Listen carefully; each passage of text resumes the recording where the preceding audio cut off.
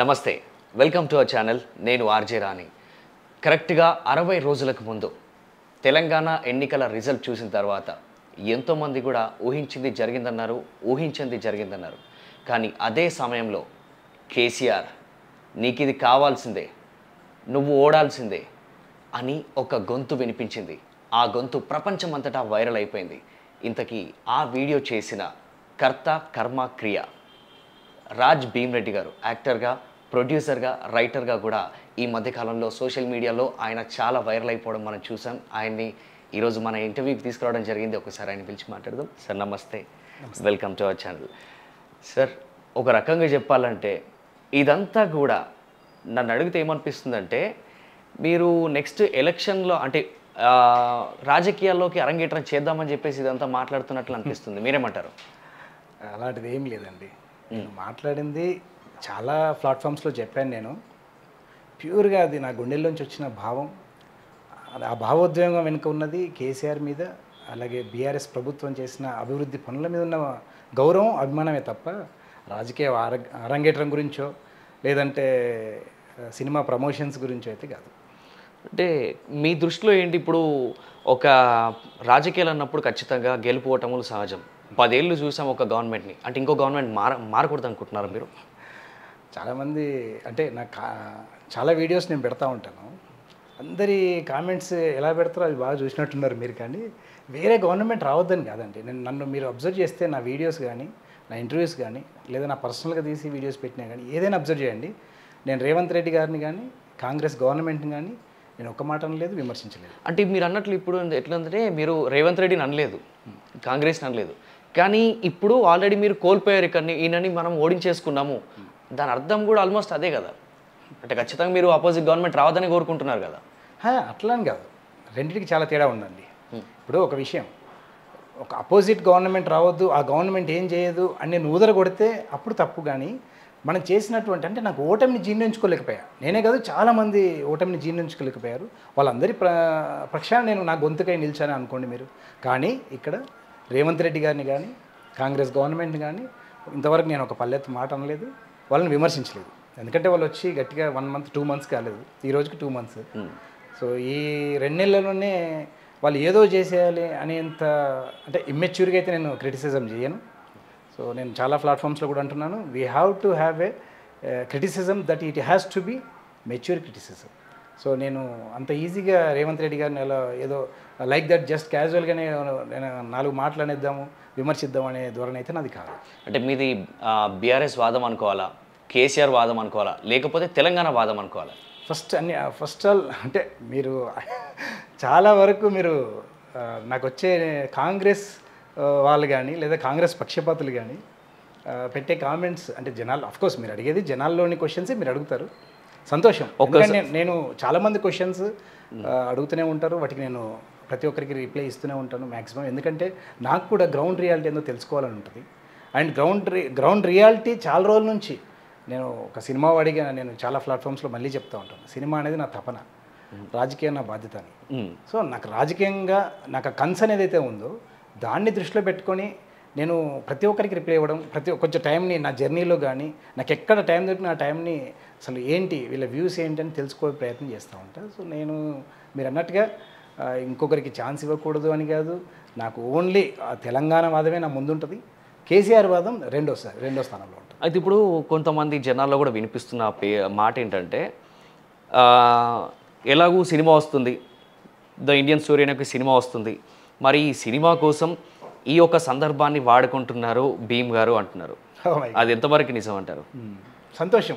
అలా అనుకుంటే వాడుకున్నా సార్ అంటారా మీరు? వాడుకుంటే నేనైతే వాడుకోవట్లేదు, వాళ్ళు అలా అనుకుంటే సంతోషం. ఎందుకంటే వాళ్ళ మనసులో ద ఇండియన్ స్టోరీ అనే సినిమా ముద్రపడిపోతుంది. సో ఇప్పుడు ఏం చేయాలి, ప్రమోషన్ చేయాలి, నా సినిమా జనాల్లోకి 10 మందికి తెలియాలి, జనాల్లోకి వెళ్ళాలని నా కోరిక అయితే ఉంటుంది కదా. Being a producer or being an actor నాకు కోరిక ఉంటుంది. బట్ నేను చేసిన వీడియో కానీ నా యొక్క గుండె లోతులోంచి వచ్చినటువంటి భావోద్వేగమే ఆ వీడియో.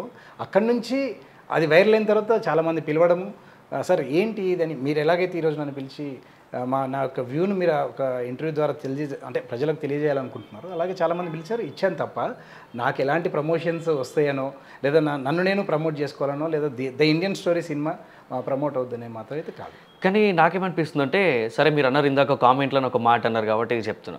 ఎన్ని కామెంట్లు చూసినా కూడా ఒక రకంగా చెప్పాలంటే భీమ్ గారు అనగానే కూల్ గోయింగ్ పర్సన్, చాలా సెటిల్గా మెచ్యూర్డ్గా కూల్ గోయింగ్ పర్సన్గానే కనిపిస్తున్నారు అని వాళ్ళు కూడా చెప్తూ ఉన్నారు. కానీ నాకేమనిపిస్తుందంటే మీరు ఎత్తుకునే కొన్ని అంశాలు చూస్తే కనుక కూల్ గోయింగ్ పర్సన్ కావచ్చేమో, కానీ ఇంకొక మాస్క్ ఏదో ఉందేమో నాకు అనిపిస్తుంది. ఎందుకంటే ఇండియన్ స్టోరీ అనే ఒక సినిమా చూస్తే కనుక it's a sensitive movie, sensitive కంటెంట్ని మీరు తీసుకొస్తున్నారు అంటున్నారు మీరు. సో అది ఒకటి, అది సెన్సేషన్ క్రియేట్ చేసే రకంగా ఉంది. ఇప్పుడు కూడా మీరు సెన్సేషన్ వైపే ఉన్నారు ఆల్మోస్ట్. అంటే గవర్నమెంట్కి అగేన్స్ట్, అంటే ఈ గవర్నమెంట్ ఎందుకు ఫామ్ అయిందనే రకంగా మీరు ఉన్నారు కాబట్టి నాకేమనిపిస్తుంది అంటే ఒక మాస్క్ ఏదో ఉందేమో అనిపిస్తుంది. నిజమేనా? సరే, సంతోషం. ఎందుకంటే ఇలాంటి డౌట్స్ కూడా చాలామందికి ఉండొచ్చు. మీరే అన్నారు చాలా కూల్ గోయింగ్ పర్సన్, సెటిల్డ్గా మాట్లాడతారు అనేది ఉంది అని చెప్పి. నేను కూడా చూస్తున్నాను, నేను కూడా కామెంట్స్ చదివినప్పుడు తెలుస్తుంది. చాలా కూల్గా మాట్లాడుతున్నారు, ఉన్న విషయాన్ని విశ్లేషిస్తున్నారు అని చెప్తున్నారు చాలామంది. ఓకే సార్, మీరు అలా ఇప్పుడు కూల్గా ఉన్నారు అంటే నన్ను పొగిడినట్టు కాదు, మీరేదో మాస్క్ ఉందంటే నన్ను తిట్టినట్టు కాదు. సో మీరు అడిగిన దానికి ఆన్సర్ చెప్పాలంటే నన్ను నేను ఏం చెప్పుకుంటా, నాకు ఏం మాస్క్ లేదండి. నేను కూల్గా, నేను సెటిల్డ్గా, నేను నిజాయితీగా, నాకు ఉన్నదే నా గట్ ఫీలింగే మాట్లాడుతున్నాను చెప్తాను. అందుకని అయితే నేను ఒకవేళ నేను నిజంగా మాస్క్ పెట్టినా మీ దగ్గర ఏం చెప్పాను కదా ఓపెన్గా. అది అయితే ఇప్పుడు 64 సీట్ల మెజారిటీ వచ్చింది. 64 అంటే వాళ్ళు ఆల్రెడీ గవర్నమెంట్ ఫామ్ చేశారు, గవర్నమెంట్లో ఉన్నారు.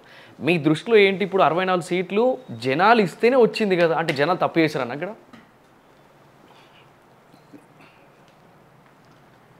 జనాలు తప్పు చేశారనో 64 సీట్లు ఇచ్చి వాళ్ళు ఏమంటారు జనాల తీర్పుని నేను తప్పుపట్టాను అని కాదండి. నేను పెట్టిన వీడియోలు కానీ, నేను చేసిన ఇంటర్వ్యూలో నేను మాట్లాడింది కానీ మీరు కొంచెం లోతుగా ఒకసారి చూడండి. నేను మాట్లాడిందైనా, నేను ఇంటర్వ్యూలో ఏదైనా, అది నా సొంత వీడియోలు కానివ్వండి, ఇంటర్వ్యూస్ కానివ్వండి, ఏదైనా నేను మాట్లాడింది ఒకటి మీరు అబ్జర్వ్ చేయండి. నేను కేసీఆర్ గారు చేసినటువంటి అభివృద్ధి ఎందుకు జనాలు అర్థం చేసుకోలేకపోయారు అనేది నా ఫస్ట్ వాదన. రెండోది, కాళేశ్వరం గురించి కానీ, ఈ కాళేశ్వరం ప్రాజెక్టు సంబంధించినటువంటి ఒక క్వశ్చన్ నుంచి 10 క్వశ్చన్లు రానివ్వండి, నిరుద్యోగ సమస్య కానివ్వండి, తర్వాత ఉద్యమకారులను ఆదుకోలేదని కానివ్వండి, చాలా విషయాల్లో ఏ విషయాన్ని తీసుకున్నా అది జనాలకు సరిగ్గా అర్థం కావట్లేదా, జనాల్లోకి సరిగ్గా వెళ్ళలేదా వీళ్ళు చేసిన అభివృద్ధి అనేటువంటి ఆలోచనతో వచ్చినటువంటి నా ఆలోచనే ఆ వీడియోస్ అండి. సో నా బాధ అంతా ఇంకొకరు గెలవద్దా అని కాదు, లేదా 64 సీట్లు ఇచ్చారు జనాలు, వీళ్ళ యొక్క తీర్పు తప్ప అని ఇంత పెద్దోని కూడా కాదు నేను. కానీ ఈ యొక్క నేను ఇంతకుముందు వీడియోలో కూడా ఒకటి చెప్పాను, ఒక ప్లాట్ఫామ్లో ఇంటర్వ్యూలో, కాళేశ్వరం గురించి ఒక రోజు మొత్తం సరిపోదన్నారు మీరు మాట్లాడిన, ఒక రోజు మొత్తం మనం ఇంటర్వ్యూ చేసినా సరిపోదండి. ఎందుకంటే దాని గురించి నాలెడ్జ్ ప్రతి ఒక్కరికి తెలియాలి, దాని గురించి నాలెడ్జ్ ఉండాలి, అవగాహన ఉండాలి.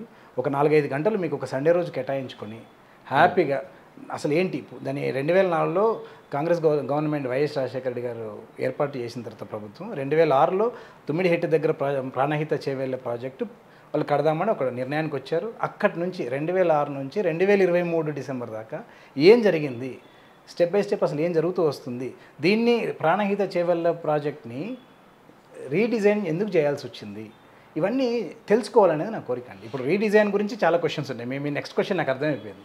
రీడిజైన్ వల్ల ఎందుకు అప్పుడు 38,400 కోట్లు అంటే 40,000 కోట్లతోని అయిపోయేది, అప్పుడే 14 లక్షల ఎకరాలకు 40,000 కోట్లతోనే అయిపోయేదాన్ని. ఇప్పుడు 1,00,000 కోట్ల వరకు అంటున్నారు. 1,00,000 కోట్లు పెట్టి మళ్ళీ చేసేది 18 లక్షలే కదా, పెద్ద 4 లక్షలే కదా, 4 లక్షలు తేడా వచ్చింది. ఈ 4 లక్షల కోసం 1,00,000 కోట్లు ఖర్చు పెట్టాలా?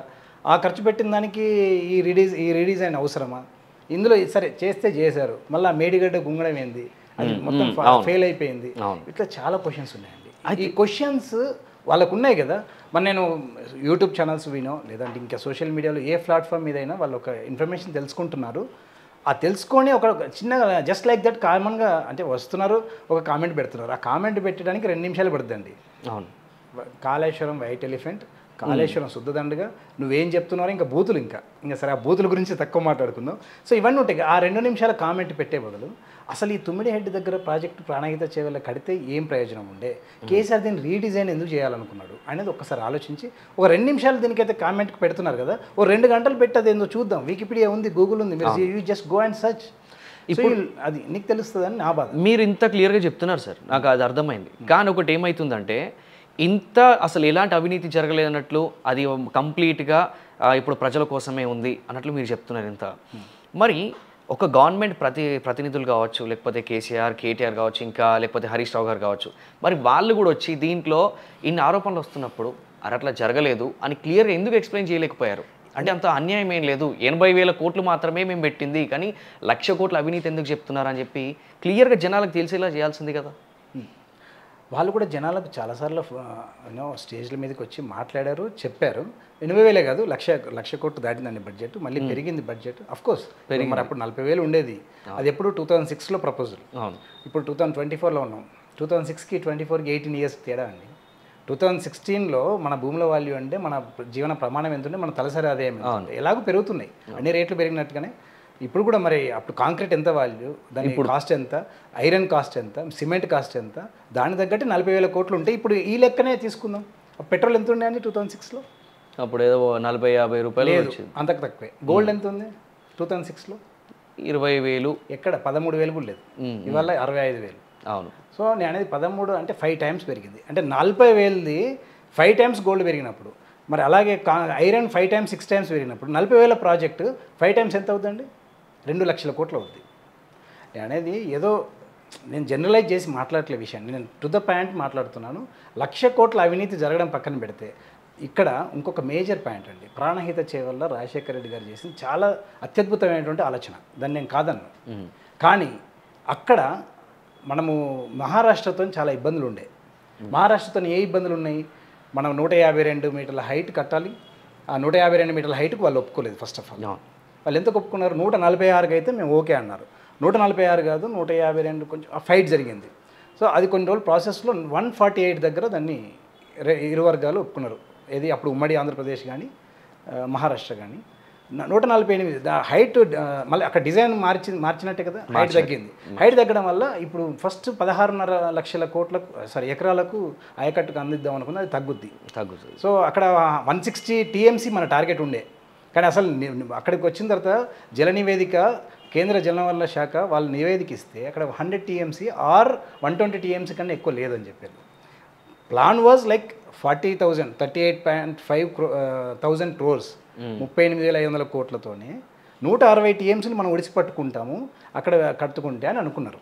కానీ రియాలిటీకి వచ్చేసరికి బడ్జెట్ కాస్త ఇంకా పెరుగుతుంది. ఈ గడువులో ఇంకో 1,000-2,000 కోట్లు పెరుగుతుంది, పోగా ఆ ఆయకట్టు తగ్గుతుంది, ప్లస్ హైట్ తగ్గింది, ప్లస్ మనకు ఒడిసిపట్టేటువంటి స్టోర్ చేసుకునేది 160-170 కాదు 100కి వచ్చింది అది. సో దీనివల్ల ఏమైందంటే, లెట్ మీ కంప్లీట్ అండి, దీనివల్ల ఏమైందంటే కేసీఆర్ ప్రభుత్వం వచ్చిన తర్వాత వీళ్ళు ఇక్కడ కడితే ఇంత తక్కువ అవుతుంది కదా, దీన్ని ఇలా తీసుకొస్తే సరే ఎత్తిపోతుల పథకమే మనది 100 మీటర్ల సముద్ర మట్టానికి 100 మీటర్ల నుంచి 600 మీటర్లకు ఎత్తిపోయాలి దాన్ని. సో ఇది ఒక బృహత్తరమైన కార్యక్రమమే, కానీ కష్టమే, చాలా పెద్ద ప్రాజెక్టు, డబ్బులు ఎక్కువ ఖర్చు అవుద్ది. అయినా ఎందుకు వెనక్కి తిరగలేదంటే వాళ్ళు, ఇది ఒక 10 తరాలకు ఉపయోగపడేటువంటి ప్రాజెక్ట్ చేయాలి. దీన్ని ఒక తరం అంటే ఒక 10 ఏళ్ళలో 20 ఏళ్ళకు కాదు, ఇది ఒక 100 సంవత్సరాలు దృష్టిలో పెట్టుకొని చేస్తే. ఇంకొకటి 18 లక్షల ఎకరాలు 18.5 లక్షల ఎకరాలని ఉదరగొడుతున్నారు. కానీ ఇక్కడ స్థిరీకరణ, స్టెబిలైజ్ చేయడం అనేది, స్థిరీకరణ ఆల్రెడీ ఉన్న వాటికి ఒక 18.5, కొత్త ఆయకట్టుకు ఒక 18-25, అంటే దగ్గరగా 37 లక్షల ఎకరాలకు ఆయకట్టుకు నీళ్ళు అందించేటువంటి బృహత్తరమైన కార్యక్రమం ఈ కాళేశ్వరం. ఇదొక్కటే కాకుండా రెండోది అక్కడి నుంచి హైదరాబాద్కు మంచినీళ్ళు, ఈ 250 TMCలు మన టార్గెట్. అప్పుడు 100 అయితే 100 కూడా కాకపోతుండే ఆ హైట్ మహారాష్ట్రతో గొడవ తర్వాత. ఆ 100 TMCలు వర్సెస్ 250 TMC మీరు బేరీ చేసుకోవాలి ఒకటి. రెండోది హైదరాబాద్ వరకు నీళ్ళు తీసుకొద్దాం. హైదరాబాద్లో కుక్కట్పల్లికి, ప్రగతి నగర్, నిజాంపేట, ఇప్పుడు వెళ్ళండి మీరు, ఫిబ్రవరి స్టార్ట్ అయిపోయింది. మార్చి కల్లా అసలు ఫిబ్రవరి నుంచే నీళ్ళు వాటర్ ట్యాంకులు సప్లై స్టార్ట్ అయిపోయింది ఇప్పుడే. సో మార్చి కల్లా పరిస్థితి ఏంటి? డ్రాట్ లాగా అయిపోతుంది. అంటే నిజాంపేటకి మేము ఒక నిజాంపేట ప్రగతి నగర్ ఈ విషయాలే కదా, హైదరాబాద్లో నీటి ఎద్దడి అనేది ఉందని అందరికీ తెలిసిన విషయం. సో అక్కడి నుంచి ఈ 37 లక్షల ఎకరాల ఆయకట్టును అందించడంతో పాటు హైదరాబాద్కి మంచినీళ్ళు తీసుకురావాలి, అదొక మంచి కార్యక్రమం. తర్వాత హైదరాబాద్కు అక్కడి నుంచి హైదరాబాద్కి లైన్ 200 కిలోమీటర్లు అయితే 150 కిలోమీటర్లు ఆ లైన్ వచ్చే క్రమంలో ఎన్ని విలేజ్లు ఉంటాయో ఆ విలేజ్లకు కూడా మంచినీళ్ళు ఇచ్చే కార్యక్రమం లేదా సాగునీరు ఇచ్చే కార్యక్రమం. సో ఇది చాలా పెద్ద ప్రాజెక్ట్ అండి. దీని గురించి అందుకే మనకు అవగాహన రావడం కోసం ఒక రోజు కేటాయించుకున్న 4-5 గంటలు ఒక ఫంక్షన్కి పోయినాం అనుకోండి, పొద్దున బ్రేక్ఫాస్ట్ చేసి కూర్చొని రాత్రి లంచ్ అయినా స్కిప్ చేసి దీని గురించి తెలుసుకోండి. ఇంకా పోతే అవినీతి అంటారా, ఇంకా పోతే ఎందుకు కుంగిపోయింది అంటారా, వాటి గురించి కూడా మీకు అవగాహన వస్తుంది. అదే నా క్వశ్చన్ కూడా అదే. ఇప్పుడు ఇంత జరుగుతుంది, దీని వెనకాల ఇంత హార్డ్ వర్క్ ఉంది, దీంట్లో ఇన్ని మోడిఫికేషన్స్ జరిగినాయి, అప్పటికిప్పటికి మొత్తం రేట్స్ అని పెరిగినాయని మీరు అంటున్నారు. కానీ ఇదే జనాల్లోకి క్లియర్గా తీసుకుపోయి ఉంటే ఒక మచ్చ పడకపోయేది కదా తెలంగాణ గవర్నమెంట్ పైన. నా ఆలోచన కూడా అదే అండి, నా ఒక అభ్యంతరం కూడా అదే చెప్తున్నాను నేను. ఎంత బీఆర్ఎస్ సపోర్ట్నైనా, ఒక బీఆర్ఎస్ వాదినైనా కూడా వాళ్ళు జనాల్లోకి తీసుకెళ్ళలేదు అనేది ఒక నాకు కూడా ఉందండి అది బాగా. రెండోది ఎందుకంటే ఈ మేడిగడ్డ కుంగింది అన్నాం. అసలు మేడిగడ్డ గురించి తెలుసుకోవాలంటే ఈ 1,00,000 కోట్ల బడ్జెట్లో మేడిగడ్డ బ్యారేజ్కి బడ్జెట్ ఎంతో మీకు ఐడియా ఉందా? 1,600 నుంచి 1,800 కోట్లు అండి దాని బడ్జెట్. సో 1,600-1,800 కోట్లు అంటే 1,00,000 కోట్లలో 1,600 కోట్లు అంటే ఎంత అవుద్దండి? చిన్నది. ఎంత? 1.6%. 1.6%. సరే 1.6% మొత్తం పోయినా పర్లేదని అన్ను. 1.6%లో 8 బ్లాక్స్ ఉన్నాయి ఇందులో మేడిగడ్డలో. ఒక్క బ్లాక్ గుంగింది అంటే 1,600 కోట్లలో ఒక బ్లాక్ అంటే ఎంత? 200 కోట్లు. సో 1,00,000 కోట్లలో 200 కోట్లు అంటే 0.2%. సో నేను అనేది ఏంటంటే 0.2% చాలా నెగ్లిజిబుల్. అయినా కూడా నేను పోయింది అనను. అయినా కూడా ఎందుకంటే మనం చాలామంది ఎగ్జాంపుల్స్ సోషల్ మీడియాలో చెప్తున్నారండి. ఇది బీఆర్ఎస్ కేసీఆర్కి అభిమానులు ఏమండి, మనం ఒక ఇల్లు 50 లక్షలు పెట్టి ఇల్లు కడితేనే క్రాక్ వస్తే మళ్ళీ చేసుకుంటున్నాం కదా, అది ఉండే 30-40 ఏళ్ళ ఇల్లు కోసమే అట్లా చేస్తున్నాం. 100 సంవత్సరాలు ఉండడం కోసం చేసేటప్పుడు ఇది ఒకందుకు మనకు మంచిదే అయింది. ఒక చిన్న బీటలు పడి కుంగిపోయి మనకు మంచిదే అయింది. దానివల్ల ఇంత వరద ఉద్ధృతి ఇంకా గట్టిగా వచ్చినప్పుడు, మనం ఎక్స్పెక్ట్ చేసిన దానికన్నా ఎక్కువ వచ్చినప్పుడు ఎలా ఉండాలి, ఇంకెంత స్ట్రాంగ్గా చేయాలని ఎలాంటి వాళ్ళకు కూడా అటు ప్రభుత్వానికి ఇది ఒక కనువిప్పు లాగా అని చెప్పి అనుకున్నారు. సో అలాగే అనుకుందాం, దాన్ని బట్టే కొట్టుకోవడం ఎందుకు అని నేను అంట. సరే, ఇప్పుడు బీఆర్ఎస్ ఓటమి గురించి ఒకసారి మనం మాట్లాడుకుంటే చాలామందికి కూడా తెలుసు అనుకుంటా, అందరు కూడా అంటున్న విషయం ఇది. కొంతమంది అభ్యర్థులను మారిస్తే బాగుండేది, అభ్యర్థులపైన వ్యతిరేకత అనేది చాలా ఎక్కువ ఉంది.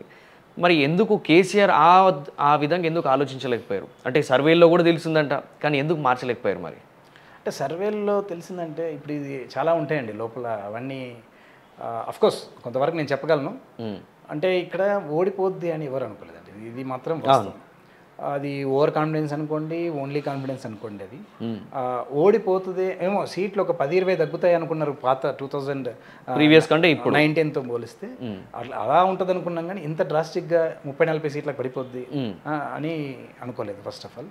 తర్వాత వాస్తవం సర్వేలు పెట్టుకుంటారు, ఇండివిజువల్ ఎమ్మెల్యేలే సర్వేలు చేసుకుంటారు. అట్లాంటిది ప్రభుత్వం అలాంటి అపరచాణక్యుడైనటువంటి కేసీఆర్ గారు పెట్టరు అని అన్ను, ఆయనకు తెలియదు అని అన్ను. బట్ కొంతవరకు కొన్ని అప్లికేషన్స్లో ఇవ్వాల్సి వచ్చిందేమో పెద్ద అయినా కూడా నేను అనుకుంటున్నా. కొంతమంది మాత్రం లిటరల్గా నేను ఫస్ట్ వీడియో తర్వాతనే నాకు 700 కాల్స్ మాట్లాడి ఉంటాను. అందులో మేజర్గా వచ్చిన పేర్లు కూడా నేను నెక్స్ట్ వీడియోలో చెప్పాను. కొంతమంది ఎమ్మెల్యేల పేర్లు అక్కడ, సార్ వాళ్ళు పెద్ద వాళ్ళు కాదు సార్, అక్కడ నేను నిల్చున్నా గెలుస్తాను అట్లాంటి కాన్సెప్ట్స్ ఏదండి అది? అట్లాంటి చాలా వచ్చాయి. ఇప్పుడు బాల్కసుమన్ గారు, నేను డైరెక్ట్ చెప్తానండి, ఇప్పుడు నాకు వచ్చిన ఫీడ్బ్యాక్ నేను చెప్పా. ఇప్పుడు నాకు బాల్కసుమన్ గారు ఎంతటి ఆయన యోయులున్నప్పటి నుంచి ఉద్యమంలో ఎంత యాక్టివ్గా పాల్గొన్నారు, ఆయన మా అందరికి ఇన్స్పిరేషన్. కానీ ఏమో ఆయన తప్పు చేయలేకపోవచ్చు, కానీ ఆయన కింద ఫస్ట్ లేయర్, సెకండ్ లేయర్, గ్రామ స్థాయి, బూత్ స్థాయి వరకు ఎవరు ఎట్లా చేశారో తెలియదు. ఇప్పుడు ఓటర్ అనేది ఎక్కడ దేనికి ఇన్ఫ్లుయెన్స్ అవుతారో ఎవరికి తెలియదు, ఎక్కడ దేనికి హట్ అవుతారో ఎవరికి తెలియదు.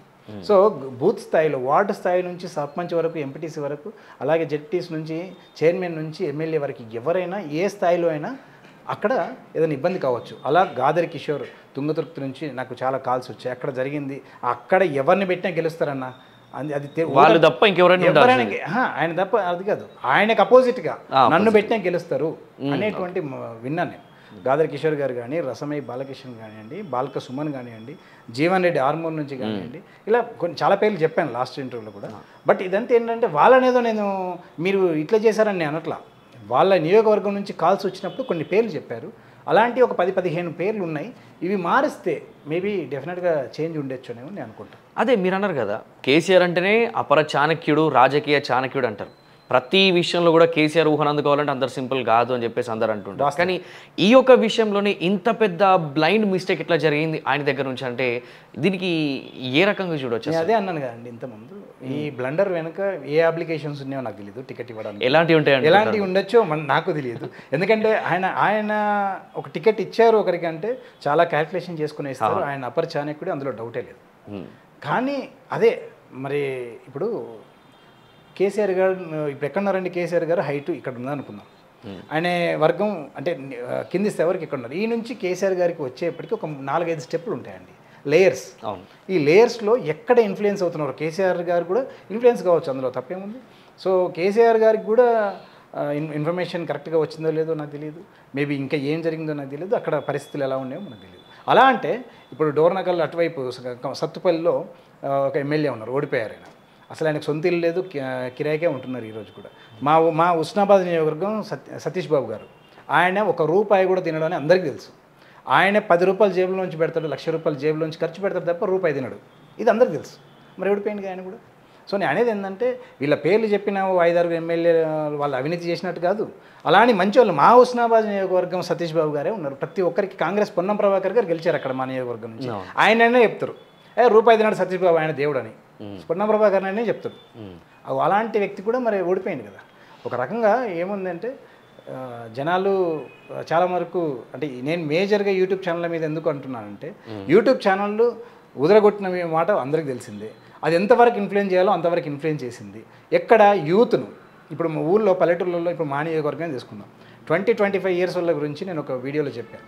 వాళ్ళు పుట్టిందే 2098లో పుట్టింది, 2023లో ఎలక్షన్స్ అయినాయి.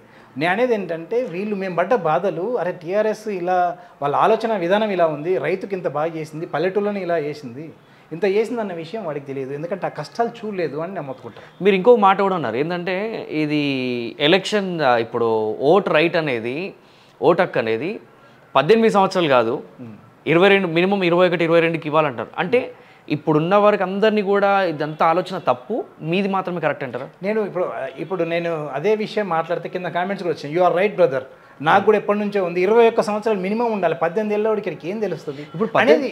అంటే నా ఒపీనియన్, నా పర్సనల్ ఒపీనియన్ నేను చెప్పాను, దాని ఏం అథెంటికేషన్ కదా, అదేం జీవో కాదు. కానీ నా పర్సనల్ ఒపీనియన్లో నాకున్న అనుభవంలో నేను చూసిన అటువంటి పరిస్థితులను బట్టి 21 ఏళ్ళు అనేది మినిమం ఉండాలని, అంటే దానికి సపోర్ట్కి కూడా కామెంట్స్ ఎంతోమంది పెట్టారు. మరి అంటే వాళ్ళ పర్సనల్ ఒపీనియన్ కూడా పెట్టారన్నట్టే కదా. అవును. అంటే బీఆర్ఎస్ ఓటమికి ప్రధాన కారణాల్లో ఇంకొకటి కూడా చూస్తే కేవలం డెవలప్మెంట్ అనేది హైదరాబాద్కి మాత్రం పరిమితమైంది, ఐటీ ఇన్ఫ్రాస్ట్రక్చర్కి మాత్రం పరిమితమైంది, కానీ విలేజ్ లెవెల్లో మాత్రం అసలు ఎక్కువ డెవలప్మెంట్ కనిపిస్తలేదు. ఆ కాన్సన్ట్రేషన్ ఇక్కడ చేస్తే బాగుంటుంది కదా.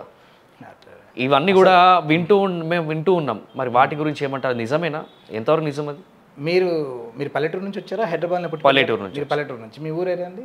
మెదక్ డిస్ట్రిక్ట్. మెదక్ డిస్ట్రిక్ట్ ఎక్కడ? ఎల్లాపూర్. మెదక్ డిస్ట్రిక్ట్ నారాయణఖేడ్ ఉంది కదండి. నారాయణఖేడ్ నుంచి కొంచెం ఒక 25 కిలోమీటర్ల ముందుకు వస్తే కర్ణాటక బార్డర్ వస్తుంది కదా. కర్ణాటక బార్డర్కి ఇప్పుడు వెళ్దాం మనం, ఇప్పుడే రేపు మన నారాయణఖేడ్ నుంచి కర్ణాటక బార్డర్లో అక్కడ ఇప్పుడు బిందెలు పట్టుకొని నీళ్ళు మన బార్డర్, మన తెలంగాణ బార్డర్ వరకు చాలా బాగుంటుంది, నీళ్ళు వస్తాయి. బిందెలు పట్టుకొని పోయేది మీ ఊళ్ళో ఉందా ఇప్పుడు? ఎవరు లేదు. బోరింగ్లు ఉన్నాయా మీ ఊళ్ళో? లేదు. బోరింగ్లు కొట్టుకుంటున్నారు చేత్తో? లేదు, డైరెక్ట్ బాస్. అదే అక్కడ నుంచి 20 కిలోమీటర్లు, నారాయణఖేడ్ నుంచి 20 కిలోమీటర్లో నేను చూపెడతా. ఈరోజు 2024 ఫిబ్రవరి 7th రోజు చూపెడతా. బీదర్ అంటే అది ఇక్కడ కాంగ్రెస్ గవర్నమెంట్ పాలిస్తుందని నేను చెప్పను, కానీ మనకు వాళ్ళకి ఎందుకు అంత వ్యత్యాసం ఉంది? అది కూడా మరి బార్డర్లోనే కదా, మనకు కూడా కర్ణాటక బార్డర్కి వెళ్ళి నారాయణఖేడ్కి. అవును. ఇప్పుడు మీరు మెదక్ అన్నారు కూడా నేను ఎగ్జాంపుల్, మీరు ఎక్కడ పేరు చెప్పండి నేను అక్కడికి ఎగ్జాంపుల్ చెప్తాను. ప్రతిఫలం ప్రతి ఇంటికి, మనకు సామెత కేసీఆర్ గారే అన్నారు, హనుమాన్ గుడి లేని ఊరు లేదని చెప్పి. ఊరు లేదు, పల్లెటూరులో హనుమాన్ గుడి ఉంది. పథకం ఏదో రకమైన పథకం అందని ఇల్లు లేదు. ఏది తెలంగాణ రాష్ట్రం మొత్తం ఇది ప్రతి ఒక్కరు ఒప్పుకుంటారు. ఏది నెగిటివ్ కామెంట్స్ పెట్టే ప్రతి ఒక్కరు ఒప్పుకుంటారు. ఆయనకే వస్తుంది రైతు బంధు, రైతు బీమా, ఏదో ఒకటి ఆయనకి వాళ్ళ ఇంట్లోకి వస్తూనే ఉంటుంది. కానీ ఆయన కామెంట్ పెట్టాలి, ఆయన ఇన్ఫ్లుయెన్స్ కావాలి, తిట్టాలి కేసీఆర్ని, ఎందుకంటే అవినీతి చేసిండు అని చెప్పి మాట్లాడాలి. కానీ ఏదో ఒక పథకం ప్రతి ఇంటికి చేరింది అనేది నేను నమ్ముతా. అండ్ హైదరాబాద్ గురించి మీరు మాట్లాడారు. హైదరాబాద్ డెవలప్మెంట్ నుంచి నేను అంకెలతో సహా ఐటీ కానీ, పరిశ్రమలు, వ్యాక్సిన్స్, మెడికల్ రంగం కానీ, ఇండస్ట్రియల్ కానీ ప్రతిదీ ఎంత డెవలప్ అయిందో అది అందరికీ తెలుసు. కానీ పల్లెటూరులో మీరు అయిన క్వశ్చన్కి ఆన్సర్, పల్లెటూరులో హైదరాబాద్ కన్నా ఎక్కువ డెవలప్ అయినాయి. అది నేను అంటే ఎందుకు ఎట్లా అంటే ఇప్పుడు అసలు రోడ్లు ఎలా ఉండే ఒకటి, రెండోది నీటి వ్యవస్థ. పల్లెటూరులో అంటే నాకు రోడ్లు కూడా అవసరం లేదండి, కష్టం వాడు. ఎందుకంటే పల్లెటూరులో వ్యవసాయం చేసుకునే వాళ్ళు భార్య భర్త 2 పిల్లలు ఉంటే పిల్లలు ఏ హాస్టల్లో లేదంటే ఏ స్కూల్కో రోజు అప్ అండ్ డౌన్ చేసుకుంటారు. కానీ ఈ వ్యవసాయం చేసే రైతు వాళ్ళ భార్య కానీ, లేదా వ్యవసాయ కూలీలు కానీ, కౌలు చేసుకునే వాళ్ళు కానీ, పాలు పట్టుకునే వాళ్ళు కానీ, వీళ్ళంతా రోజు రోడ్ల మీద తిరగరు. వాళ్ళు చేసుకునేది ఏంది? వ్యవసాయం ఎక్కువ. నెలకో 2 నెలలకో ఊర్లలోకి పోతారు. వాళ్ళు చేసుకునే పనికి ఏం కావాలి, వాళ్ళకు వాటర్ సోర్స్ కావాలి, వాళ్ళకు విద్యుత్ కావాలి నిరంతరాయంగా, వాళ్ళ క్వాలిటీ లైఫ్ ఎక్కడ స్టార్ట్ అవుతుందంటే నీళ్ళు, ఏది సాగునీళ్ళు తాగే నీళ్ళతో పాటు విద్యుత్ ఉంటే సరిపోద్ది పల్లెటూళ్ళకి. ఇది నా దృష్టిలో ఇవి రెండు పుష్కలంగా ఉంది. సో అక్కడి నుంచి ఇంకా ఇన్ఫ్రాస్ట్రక్చర్ విషయానికి వస్తే, అక్కడి నుంచి ఇన్ఫ్రాస్ట్రక్చర్కి వద్దాం. ఏది మౌలిక సదుపాయాలు జీవన ప్రమాణాలు పెరగడంతో పాటు మౌలిక సదుపాయాలు పెరిగినప్పుడే, ఇప్పుడు జీవన ప్రమాణాలు అంటే ఎట్లా పెరుగుతుంది, ఇప్పుడు నేను నీళ్ళు ఇచ్చిండ్రు, ఉచిత కరెంట్ ఇచ్చిండ్రు, ఇది దీంతో ఎక్కడ సరిపోదు. రోడ్లు కూడా బాగుండాలి, ఆ రోడ్లు వేసిండ్రేనే. ఇంకా మీకు ఎక్కడ పల్లెటూరులో మీకు ఎక్కడ అభివృద్ధి కావాలో మీరు నాకు అడగండి, ప్రజల తరపునే.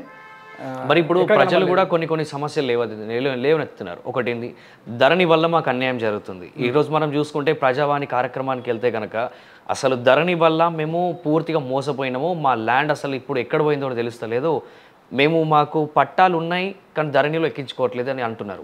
సరే, ధరణిలో అంత పెద్ద లొసుకులు ఏమున్నాయి? ఓకే, మంచి క్వశ్చన్ అడిగారు. ఇది నాకు కూడా చాలా వస్తూ ఉంటాయి క్వశ్చన్స్. సో ధరణిలో నా భూమి పోయింది అని ఒకరు పెట్టారు మొన్న. నేను ఉస్నాబాద్ నియోజకవర్గం కోయడా మండలం చింతచెప్పలే గ్రామం. అది మా ఊర్లో నా భూమి పోయిందన్నది ఒక్కరు ఒకరే ఒకరు. మొన్న ఆయన ఇష్యూ కూడా అయింది, తూటి ప్రభాకర్ రెడ్డి అని చెప్పి, ఆయనకు కొన్ని ఇష్యూ కూడా అయింది. ఆయన ఒకటి నేను వాయిస్ విన్నా, ఒక 2 ఎకరాలు కబ్జా జరిగిందని చెప్పి. సో అట్లా అది ధరణి పోర్టల్ వల్ల అయిందా, అది ఎట్లయిందో నాకు తెలియదు. కానీ ఉదాహరణ ఒక ఎగ్జాంపుల్ చెప్పాను. ఏంటి, మా ఊర్లో ఒక 500 ఇండ్లు ఉంటే ఒక్క ఫ్యామిలీ ఇబ్బంది ఉంది. ఒక మండలం మొత్తంలో ఎన్ని ఇండ్లు ఉన్నాయి, ఎంత ఇబ్బంది ఉంటుంది? మీ ఊర్లోనే ఏమైనా ఉన్నాయా ధరణికి సంబంధించిన భూమి పోయిందని ఎవరైనా కంప్లైంట్? మీరు ఎట్లా జర్నలిస్ట్, ఇప్పుడు మా ఊరు మీ ఊరనే కాకుండా మనం కొన్ని రిపోర్ట్స్ చూస్తున్నాం. అంటే నేను పాయింట్కి వస్తాను. నేను అడిగేది ఏంటంటే, మీ ఊర్లో ఎందుకంటే ఇక్కడ ఫస్ట్ స్టార్ట్ అయ్యేది ఒక ఊరు నుంచి అండి. ఒక ఊర్లో 1000 ఇండ్లు, ఇప్పుడు 500 ఇండ్లు ఉన్నాయి మా ఊర్లో, 2000 జనాభా ఉదాహరణకి. ఇందులో ఒక్కరికి ప్రాబ్లం ఉంది. ఒక అది ధరణితోనా లేదా ఇంకేదైనా కానీ ఒక ప్రాబ్లం ఉంది, ధరణితోనే అనుకుందాం ప్రస్తుతానికి. అలా ఒక మండలంలో 25 విలేజ్లు ఉన్నాయి. 25 విలేజ్లకు 2-3 ఉంటే 50 వేసుకుందాం ఓవరాల్గా. 2-3 కన్నా లేదు, 5 కన్నా ఎక్కువ లేదండి. నేను ఎందుకంటే ఇది ఒక్క నిమిషం దాన్ని చెప్పనండి. అలాగా మీ ఊర్లోనే ఎంతమందికి ప్రాబ్లం ఉందని అనుకుంటారు? మీ ఊర్లో మీకు తెలిసి ఉంటుంది, ఒక 4-5 అనుకుంటాం. మీ ఊర్లో ఉన్నాయా 4-5? అంటే ఇప్పుడు నేను చెప్పట్లేదు, మా ఊరు పర్టికులర్గా అనట్లేదు. నేను తెలిసిన ఇష్యూస్ గురించి అంటే ఒక మండలానికి అయితే దాదాపుగా ఉన్నాయి, ఒక 50 వరకు అయితే ఉన్నాయంటారు. ఉన్నాయి. ఓకే, అట్లా రాష్ట్రం మొత్తం ఎన్ని ప్రాబ్లమ్స్ ఉంటాయి?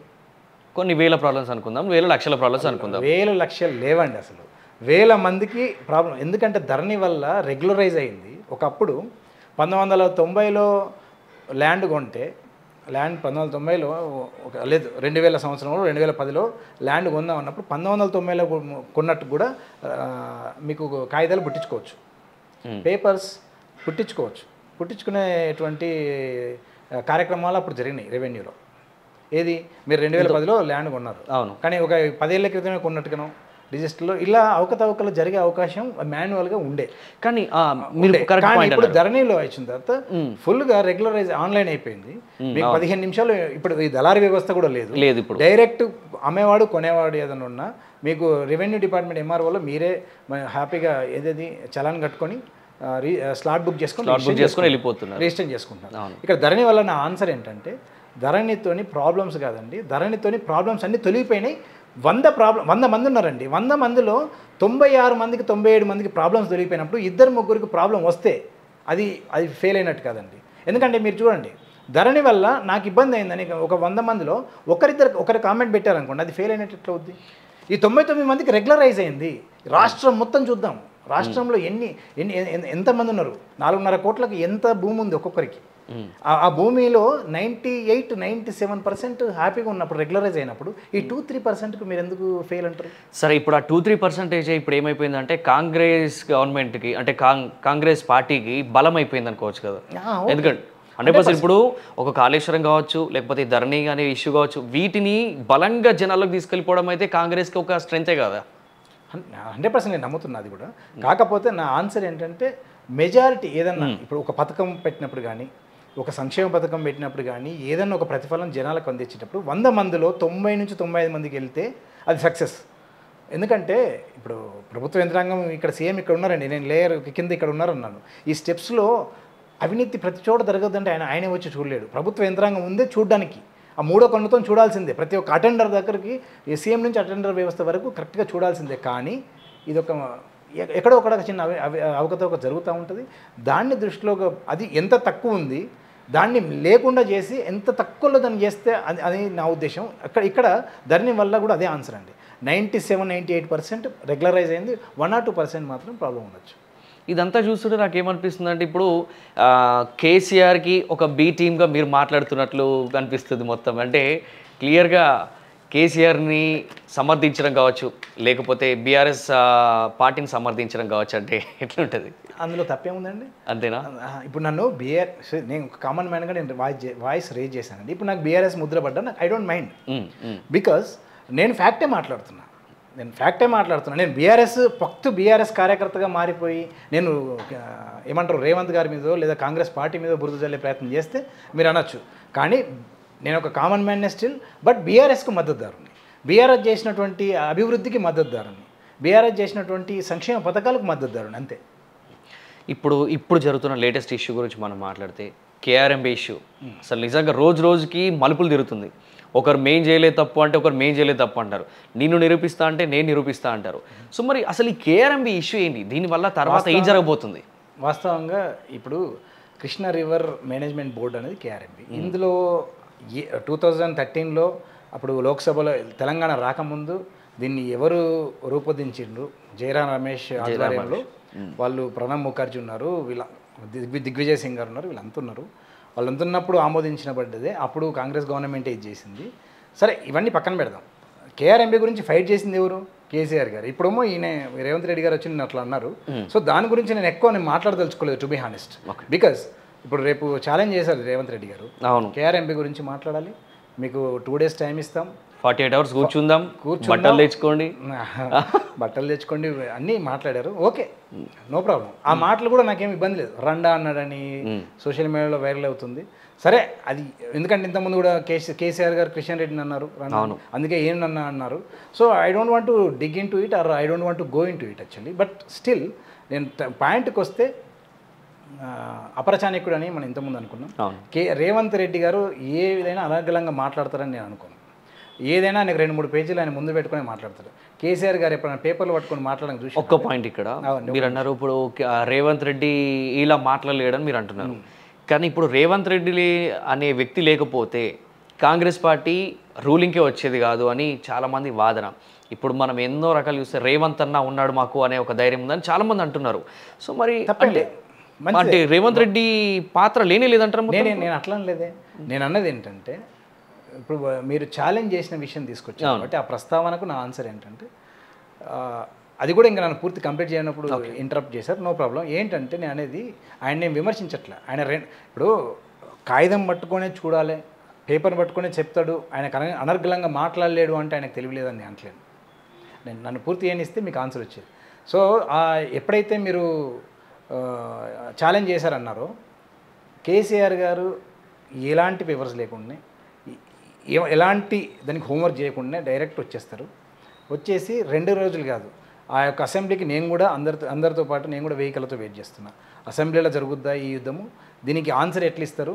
ఎందుకంటే కేఆర్ఎంబీ గురించి క్లియర్గా మళ్ళీ ఇదొక కాళేశ్వరం లాగా ఇప్పుడు నేను ఎక్కడికి 2013 నుంచి ఈ తెలంగాణ ఏర్పాటువాదం ఎప్పుడైతే బిల్లు పాస్ చేయాలన్నప్పుడు, తెలంగాణ ఏర్పాటువాదం బిల్లు పాస్ చేయడం కోసం ఎవరు తయారు చేశారు అంటే మళ్ళీ కాంగ్రెస్కే రావాలి. దీనికి మన తెలంగాణ ఏర్పాటువాదం బిల్లుకు మనం ఆమోదం చెప్పకపోతే ఎట్లా? చెప్పాలి కదా. మన పోరాటమే తెలంగాణ రావాలి. అలాంటప్పుడు కేసీఆర్ గారు ఆమోదం చెప్తారు. సరే, అక్కడి నుంచి మాట్లాడుకోవాల్సి వస్తుంది. సో నేను దీన్ని ఎందుకు I don't want to go in to deep అని ఎందుకన్నానంటే, ఇంకొక వారం రోజులు 10 రోజులు అయితే దానికి సమాధానం దొరుకుద్ది. నా ఆన్సర్ ఏంటంటే, కేసీఆర్ గారు దానికి భయపడరు, హరీష్ రావు గారు భయపడరు. ఎందుకంటే హరీష్ రావు గారు కూడా మినిస్టరు ఇరిగేషన్ డిపార్ట్మెంట్కి. సో వాళ్ళిద్దరు ఆన్సర్ చెప్పొచ్చు. ఆ ఇద్దరిలో ఏ ఒక్కరు చెప్పినా అసెంబ్లీ మాత్రం దడదడలాడిపోతుంది. దానిలో ఆన్సర్ ప్రతి ఒక్కరికి, ప్రతి ఒక్క పాయింట్కు బీఆర్ఎస్ నుంచి కేసీఆర్ గారు ప్రతి ఒక్క పాయింట్కి ఆన్సర్ చెప్తారు. మరి ఇప్పుడు రేవంత్ రెడ్డి అన్నట్టు దాంట్లో చాలా అవకతవకలు జరిగినాయి. వీళ్ళ వల్లనే ఇప్పుడు కేఆర్ఎంబీ ఇష్యూ అనేది ఇంత రేజ్ అవుతుంది. అసలు కేసీఆర్ దీనికి ప్రధాన కారణం, హరీష్ రావు మామా కొడుకులే ఇంత పెద్ద ఏషిర్ ఇదంతా ఇష్యూ అని చెప్పేసి అంటున్నారు. మరి అంటే నిజంగా అంతా జరిగిందా? దాని లోపల అంతర్గతంగా ఏం జరిగింది అంటారు? ఇది ఈ కేఆర్ఎంబీ ఇష్యూ అవినీతి గురించి కాదండి.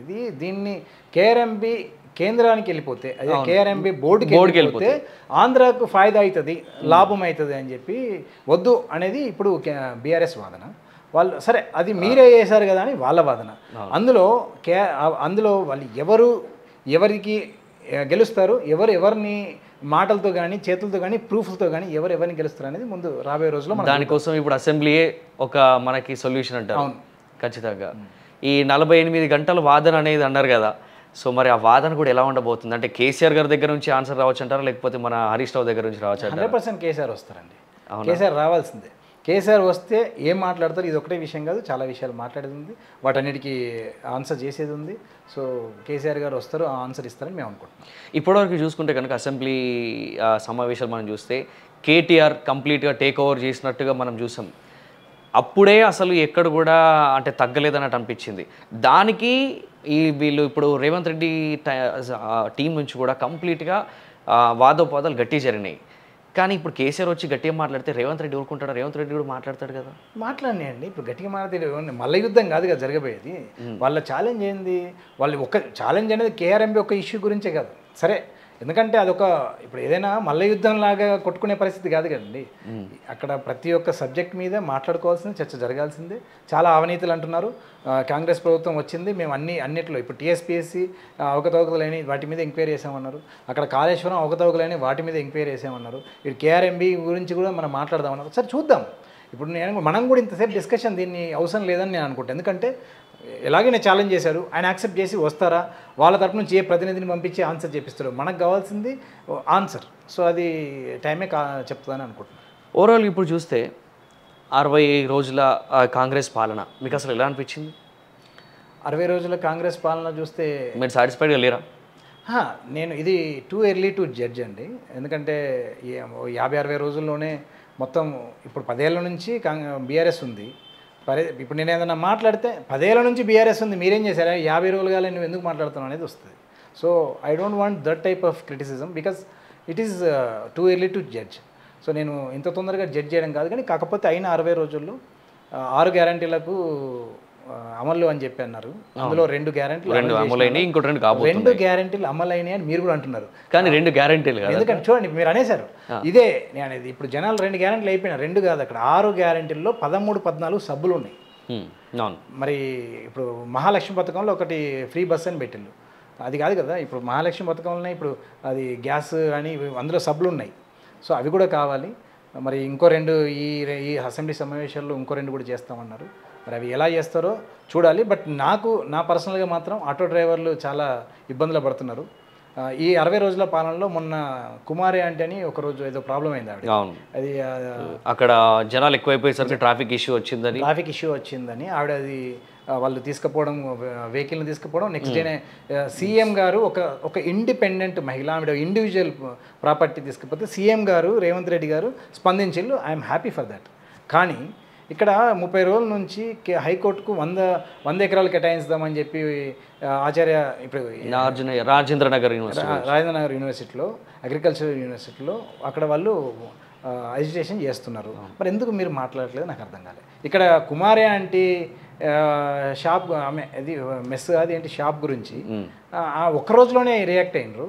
మరి ఇక్కడ వీళ్ళు 100 రోజులు ఇంతమంది ఈ ఆటో వాళ్ళు కాలిపోయింది. మీ బట్టి విక్రమార్క గారి ఉప ముఖ్యమంత్రి నివాసం ముందే కాల్చిండ్రు కదా, దాని మీద ఎవరు రియాక్ట్ కాలేదు.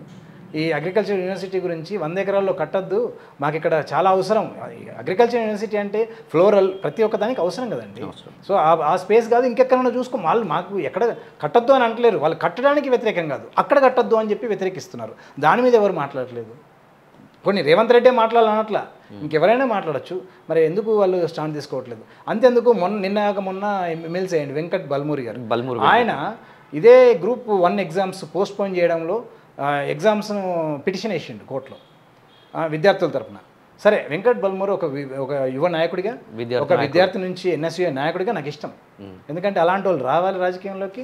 ఒక కనువిప్పు ప్రతి ఒక్కరికి ప్రతి ఒక్క సబ్జెక్ట్ మీద ఇంకొకరిని ఎడ్యుకేట్ చేస్తూ ఉండాలి, అదే నా కోరిక కూడా. సో వెంకట్ బల్మూరి గారైనా మాట్లాడచ్చు కదా దీని మీద. ఎందుకు వెంకట్ బల్మూరి గారు ఎమ్మెల్సీ రాగానే కామ్ అయిపోయిరా? ఎందుకు వెంకట్ బల్మూరి గారు ఈ విషయం మీద మాట్లాడట్లేదు? అనేది నా క్వశ్చన్. అంటే ఈ విషయంలో అంటే వెంకట్ బల్మూరి చూసుకుంటే ఆయన స్వార్థం కోసమే సైలెంట్ ఉన్నాడని మీరు అంటున్నారు. మీరు కాంట్రవర్సీ చేద్దాం అనుకుంటున్నారా? లేదు, కాంట్రవర్సీ కాదు. మీరు అన్నది ఏంటంటే నేను చాలా క్లియర్గా అడిగిన, వెంకట్ బల్మూరి గారు ఆయన ఉన్నదే విద్యార్థుల కోసం, అక్కడి నుంచే ఆయన ప్రస్థానం సాగింది, ఇక్కడికి ఇవాళ ఎమ్మెల్సీ దాకా వచ్చాడు. సో అది I respect that and I will give respect to him, because ఆయన స్థాయి ఎక్కడి నుంచి వచ్చిండు, విద్యార్థి సంఘం నుంచి, ఎన్ఎస్యు నుంచి. కానీ ఇక్కడ ఎందుకు మాట్లాడట్లేదు ఇది అనేది నా క్వశ్చన్, అంతే. ఇప్పుడు 6 గ్యారంటీల గురించి ఒక్కసారి మనం మాట్లాడితే, ఇవన్నీ కూడా ఒకటి ఇంప్లిమెంట్ చేసుకుంటూ వస్తుంది గవర్నమెంట్. ఈ 6 గ్యారంటీలు కనుక ఈ 100 రోజుల గడువులో కావచ్చు, లేకపోతే ఇంకొంచెం ముందుకెళ్ళినా కావచ్చు, ఇవన్నీ కనుక ఇంప్లిమెంటేషన్ అయితే అప్పుడు తెలంగాణ రాజకీయాల పరిస్థితి ఎలా ఉండబోతుంది? అంటే 100% ఈ 6 గ్యారెంటీలు ఒకటే కాదు, వాళ్ళ 100 హామీలు ఇచ్చిండ్రు. 413 హామీలు, 413 అరకిలో బుక్ అని నేను మాట్లాడినా, దాన్ని వాళ్ళ మేనిఫెస్టో తీసుకుంటే. సో 413లో 200 అమలైనా చాలా సంతోషం. కానీ ఎట్ వాట్ కాస్ట్ అనేది మనం ఆలోచించాలి. ఎట్ వాట్ కాస్ట్ అనేది మనం ఆలోచించాలి. చేస్తారేమో, ఇప్పుడు వీళ్ళు కూడా చేసారు కదా, మేము 4 లక్షలు 5 లక్షలు అప్పు పెట్టిపోయినారు, మేము కూడా చేస్తామని అనుకోవచ్చు. మరి అట్లా చేస్తారా? సో ఇందులో చాలా ఉన్నాయి, నేను చాలా వాటి మీద మాట్లాడాను వేరే ప్లాట్ఫామ్స్ మీద. సరే, టాపిక్ వచ్చింది కాబట్టి ఇప్పుడు రైతు కూలీలను గుర్తించాలి. రైతు కూలీలను గుర్తించాలంటే గుర్తించవచ్చు, పెద్ద విషయం కదా. కానీ అందరికీ వేయాల్సి వస్తుంది అని నా బాధ. ఏంటి, తప్పు లేదు, రైతు కూలీలకు న్యాయం జరగాలి, కౌలు వ్యవస్థకు న్యాయం జరగాలి. కౌలు వ్యవస్థలో ఒక పాయింట్ రేజ్ చేశాను నేను, అది ఒక 2 మిలియన్స్ నా సింగిల్ ఇన్స్టాగ్రామ్ హ్యాండిల్లో పెడితే పోయింది, అది చాలా వైరల్ చేశారు. అందులో నా బాధ ఏంటంటే అది కూడా చాలామందికి అర్థం కాలేదు నేను చెప్పింది. అప్పుడు కౌలు రైతు ఎప్పుడైతే భూమి ఉన్న రైతు కౌలుకి ఇస్తే, నేను రేవంత్ రెడ్డి గారు ఏమన్నారు, అయితే భూమి ఉన్న ఆయనకైనా ఇస్తాం, లేదా కౌలు రైతు. నేను అడిగింది ఏంటంటే, కౌలు రైతుని ఎట్లా గుర్తిస్తాం అని ఫస్ట్ వర్డ్ అయితే పట్టుకున్నాం. ఎందుకు గుర్తించమే, అక్కడ ఏఈ ఉంటాడు, అక్కడ ఇది ఉంటుంది, అక్కడ ఐకేపీ సెంటర్లో ఆన్సర్స్ వస్తున్నాయి కామెంట్ రూపంలో కానీ లేదా ఇంకెట్లాగైనా. అక్కడ ఏఈ ఉంటారు కదా, వాళ్ళు ఒక అప్లికేషన్ ఇస్తే మేము కౌలుదారులం అంటే ఆ కౌలుదారుల అకౌంట్లో పడతాయని సింపుల్గా అంటున్నారు. కాదు, నేను అనేది ఏంటంటే, రేవంత్ రెడ్డి గారు అన్నది అయితే భూస్వామికి లేదా కౌలుదారికి ఇద్దట్లో ఎవరికి ఒకరికి ఇస్తారు. ఇప్పుడు నేను భూస్వామిని, నేను మీకు కౌలుకి ఇచ్చిన, మీకు కౌలుకి ఇచ్చినప్పుడు నా అకౌంట్లో పడాలని నేను చూస్తాను. ఎందుకంటే వచ్చే సంవత్సరానికి 15,000, ఆ కౌలుదారు ఇచ్చేది 20,000 రూపాయలు. సో నేను ఎందుకు ఆ 15,000 వదులుకుంటా అని చెప్పి అంటారు కదా, అక్కడ ప్రాబ్లం అక్కడ స్టార్ట్ అవుతుంది అంటాను నేను. అప్పుడేమైంది, కౌలుదారు సరే మీరే తీసుకోండి, మరి సిరిసాం తీసుకుందామన్నా, లేదు నేను తీసుకుంటా అంటే ఇతనేమంటాడు, ఇది కౌలుదారుల కోసం పెట్టింది కదా అని చెప్పి అతను అంటే, లేదు అయితే 20,000 ఉన్న కౌలు ఇది ప్రయాణం 20,000 ఉంటే అది 30,000 చేయండి అని రేటు పెంచుతాడు ఆయన భూస్వామి. సో ఇలాంటివి ఉన్నాయి కొన్ని. మరి వాటిని ఎలా చేస్తారో చూద్దాం. ఎందుకంటే నేనేం విమర్శించాలా, ఎలా చేస్తారని క్వశ్చన్ అడిగిన అంతే. సో దానికి ప్రభుత్వాన్ని ఏమి విమర్శించారు. అట్లాంటి రైతు కూలీలు అంటే ఉపాధి హామీ పథకం కేంద్ర ప్రభుత్వం ఉంది, అక్కడ సభ్యత్వం ఉన్న వాళ్ళని పెడతారా, లేదా దానికి వీళ్ళు ఇంకొక మెయిన్ పాయింట్ ఏంటంటే, వీళ్ళు మేనిఫెస్టో ప్రకటించినప్పుడు ఎలక్షన్స్ ఫేస్ చేసే ముందు చాలా ఉదరగొట్టిలు ఏమని, ఇవన్నీ ఇస్తాం అన్నీ ఉదరగొట్టిండ్రు. ఓకే, ఎందుకంటే అధికారంలోకి రావడానికి బీఆర్ఎస్ వాళ్ళు కూడా ఉదరగొట్టిండ్రు, అలాగే కాంగ్రెస్ వాళ్ళు కూడా ఉదరగొట్టిండ్రు, నేనేమన్నా. కానీ ఉదరగొట్టినప్పుడు చేసిన పని ఏంటంటే, ఏ కొర్రీలు పెట్టలేదు, ఏ కండిషన్స్ అప్లై చేయలేదు. ఇవాళ రేషన్ కార్డు, తెల్ల రేషన్ కార్డు ఉన్నోనికే ఇస్తాం అంటే చాలా తప్పైంది. మరి అప్పుడు ఎందుకు అనలేదు? మేము ఇప్పుడు ఈ యూట్యూబ్ ఛానల్స్ అందరినీ అడుగుతాను, వాళ్ళు అప్పుడు ఎలాంటి కొర్రీలు పెట్టకుండా ఊదరగొట్టినటువంటి వీళ్ళు ఇవాళ తెల్ల రేషన్ కార్డ్స్ కోసమే, తెల్ల రేషన్ కార్డు ఉంటేనే ఇస్తామని కొర్రీలు పెడితే, ఈ యూట్యూబ్ ఛానల్ ఇప్పుడు 30-40 యూట్యూబ్ ఛానల్ అగెనెస్ట్గా పనిచేసినాయి బీఆర్ఎస్కి. వాళ్ళందరూ ఎందుకు అడుగుతలేరు? వాళ్ళందరూ అసలు ఇంతవరకు ఒక క్వశ్చన్ వేయలేదు, ఎందుకు వీళ్ళంతా ఎందుకు అడగట్లేదు అనేది నా క్వశ్చన్ ఒకటి. సో అట్లా చూసుకుంటే 60 రోజుల పాలనలో ఎర్లీ అవుద్ది జడ్జ్ చేయడం అనేది నేను అంటున్నా. అట్ ద సేమ్ టైం నాకు అది ఎట్లా అవుద్దో నాకైతే పూర్తిగా గ్యారంటీ, పూర్తి నమ్మకం అయితే నాకు లేదు అవన్నీ అమలు అవుతాయని. అమలు చేస్తారు కావచ్చు, ఎట్ కాస్ట్ ఆఫ్ లైక్ ఇప్పుడు వాళ్ళు అప్పులను ఉదరగొట్టి ఇప్పటికే అప్పులని తీసుకొచ్చారో మీకు చూస్తూనే ఉన్నారు. చాలా వరకు అప్పులు చేశారు, ఇంకా అప్పులు చేస్తారేమో, ఓకే చూద్దాం. అప్పులైనా కూడా రాష్ట్రం బాగుపడుతుంది అంటే నేను ఓకే. ఎందుకంటే రాష్ట్ర యొక్క ఆ అప్పులు చేసి రాష్ట్రాన్ని అభివృద్ధి చెంది తలసరి ఆదాయం పెంచినప్పుడు మన ట్యాక్స్ రూపంలో మళ్ళీ తీసుకుందాం అన్నప్పుడు నేను ఒప్పుకుంటా. కానీ ఈ పథకాలు మాత్రం, ఈ సంక్షేమ పథకాలు అన్నీ ఊదరగొట్టినాయన్నీ ఆ కండిషన్స్ లేకుండా మీరు ఎప్పుడైతే ఎట్లా చెప్పారో అట్లనే ఇవ్వాలి అని నేను అంట. ఈ 200 యూనిట్ల కరెంట్ కానీ, 200 యూనిట్ల కరెంట్లో ఇంకొకటి ఇప్పుడు కొత్తగా వస్తుంది ఏంటి, లాస్ట్ ఇయర్ మీరు ఎంత యూజ్ చేసిండ్రు, డేటా మొత్తం తీసుకొని దానికి 10% ఎక్స్ట్రా ఇస్తాం. అంటే లాస్ట్ ఇయర్ మొత్తం ఇప్పుడు నెలకు 200 యూనిట్లు ఫ్రీ అంటే సంవత్సరానికి 200 కావాలి. నేను ఒక 2,000 లాస్ట్ ఇయర్ 2,000 చేస్తే 10% అంటే ఒక 200. సో 2200 వరకు ఫ్రీగా ఇస్తాం. ప్లీజ్. లేదు లాస్ట్ ఇయర్ 1000 వాడతారు మీరు, 1000కి ఒక 10% కలిస్తే ఒక 100, అంటే 1100 కంటే ఎక్కువ ఉంటే మీరు అర్హులు గారు అంటే కాదు ఇది. సో ఇలాంటి కొర్రీలు, ఇలాంటి కండిషన్స్ ఇప్పుడు కొత్తగా ఇప్పుడు పెట్టడం ఎందుకు? మీరు అదే ఎలక్షన్స్ ఫేస్ చేసే ముందు ఈ కండిషన్స్ పెడితే పరిస్థితి వేరేలా ఉండేది కదా. అంటే ఏ ఎలక్షన్లో అయినా గెలవాలన్నప్పుడు ఇప్పుడు అంటే జనాల్ని అటెన్షన్ గ్రాప్ చేయాలన్నా, వాళ్ళ దగ్గర ఇంప్రెషన్ కొట్టేయాలన్నా డెఫినెట్గా ఇవన్నీ కూడా ప్రతి రాజకీయ నాయకుడు చెప్పేది కదా. నేను అంటున్నా కదండి, నేనే బీఆర్ఎస్ ఉదరగొట్టింది, అలాగే మీరు ఉదరగొట్టారు, ఇద్దరు ఉదరగొట్టారు, నేను తప్పనట్లా. కానీ మీరు ఎప్పుడైతే మేనిఫెస్టో రిలీజ్ చేసి ఎలక్షన్స్ ఫేస్ చేసే ముందు హామీలు ఇచ్చిండ్రో కండిషన్స్ లేకుండా, అప్పుడెందుకు కండిషన్స్ పెట్టలే, ఇప్పుడెందుకు కండిషన్స్ పెడుతున్నారో నేను క్వశ్చన్ అడుగుతున్నాను. అయితే ఇప్పుడు ఒకటి ఇక్కడ పాయింట్ మీరు అన్నారు కదా, గవర్నమెంట్ ఇప్పుడు బీఆర్ఎస్ ఏం చెప్పుకొచ్చిందంటే మేము ఇన్ని అప్పులు చేసినాం అంటారు కదా, ఈ అప్పులకి బదులుగా మేము ఏంటంటే ఇక్కడ ఇన్ఫ్రాస్ట్రక్చర్ డెవలప్ చేసినాము, అంతకుమించిన ఆస్తుల్ని మేము క్రియేట్ చేసినాము అని వీళ్ళు అన్నారు.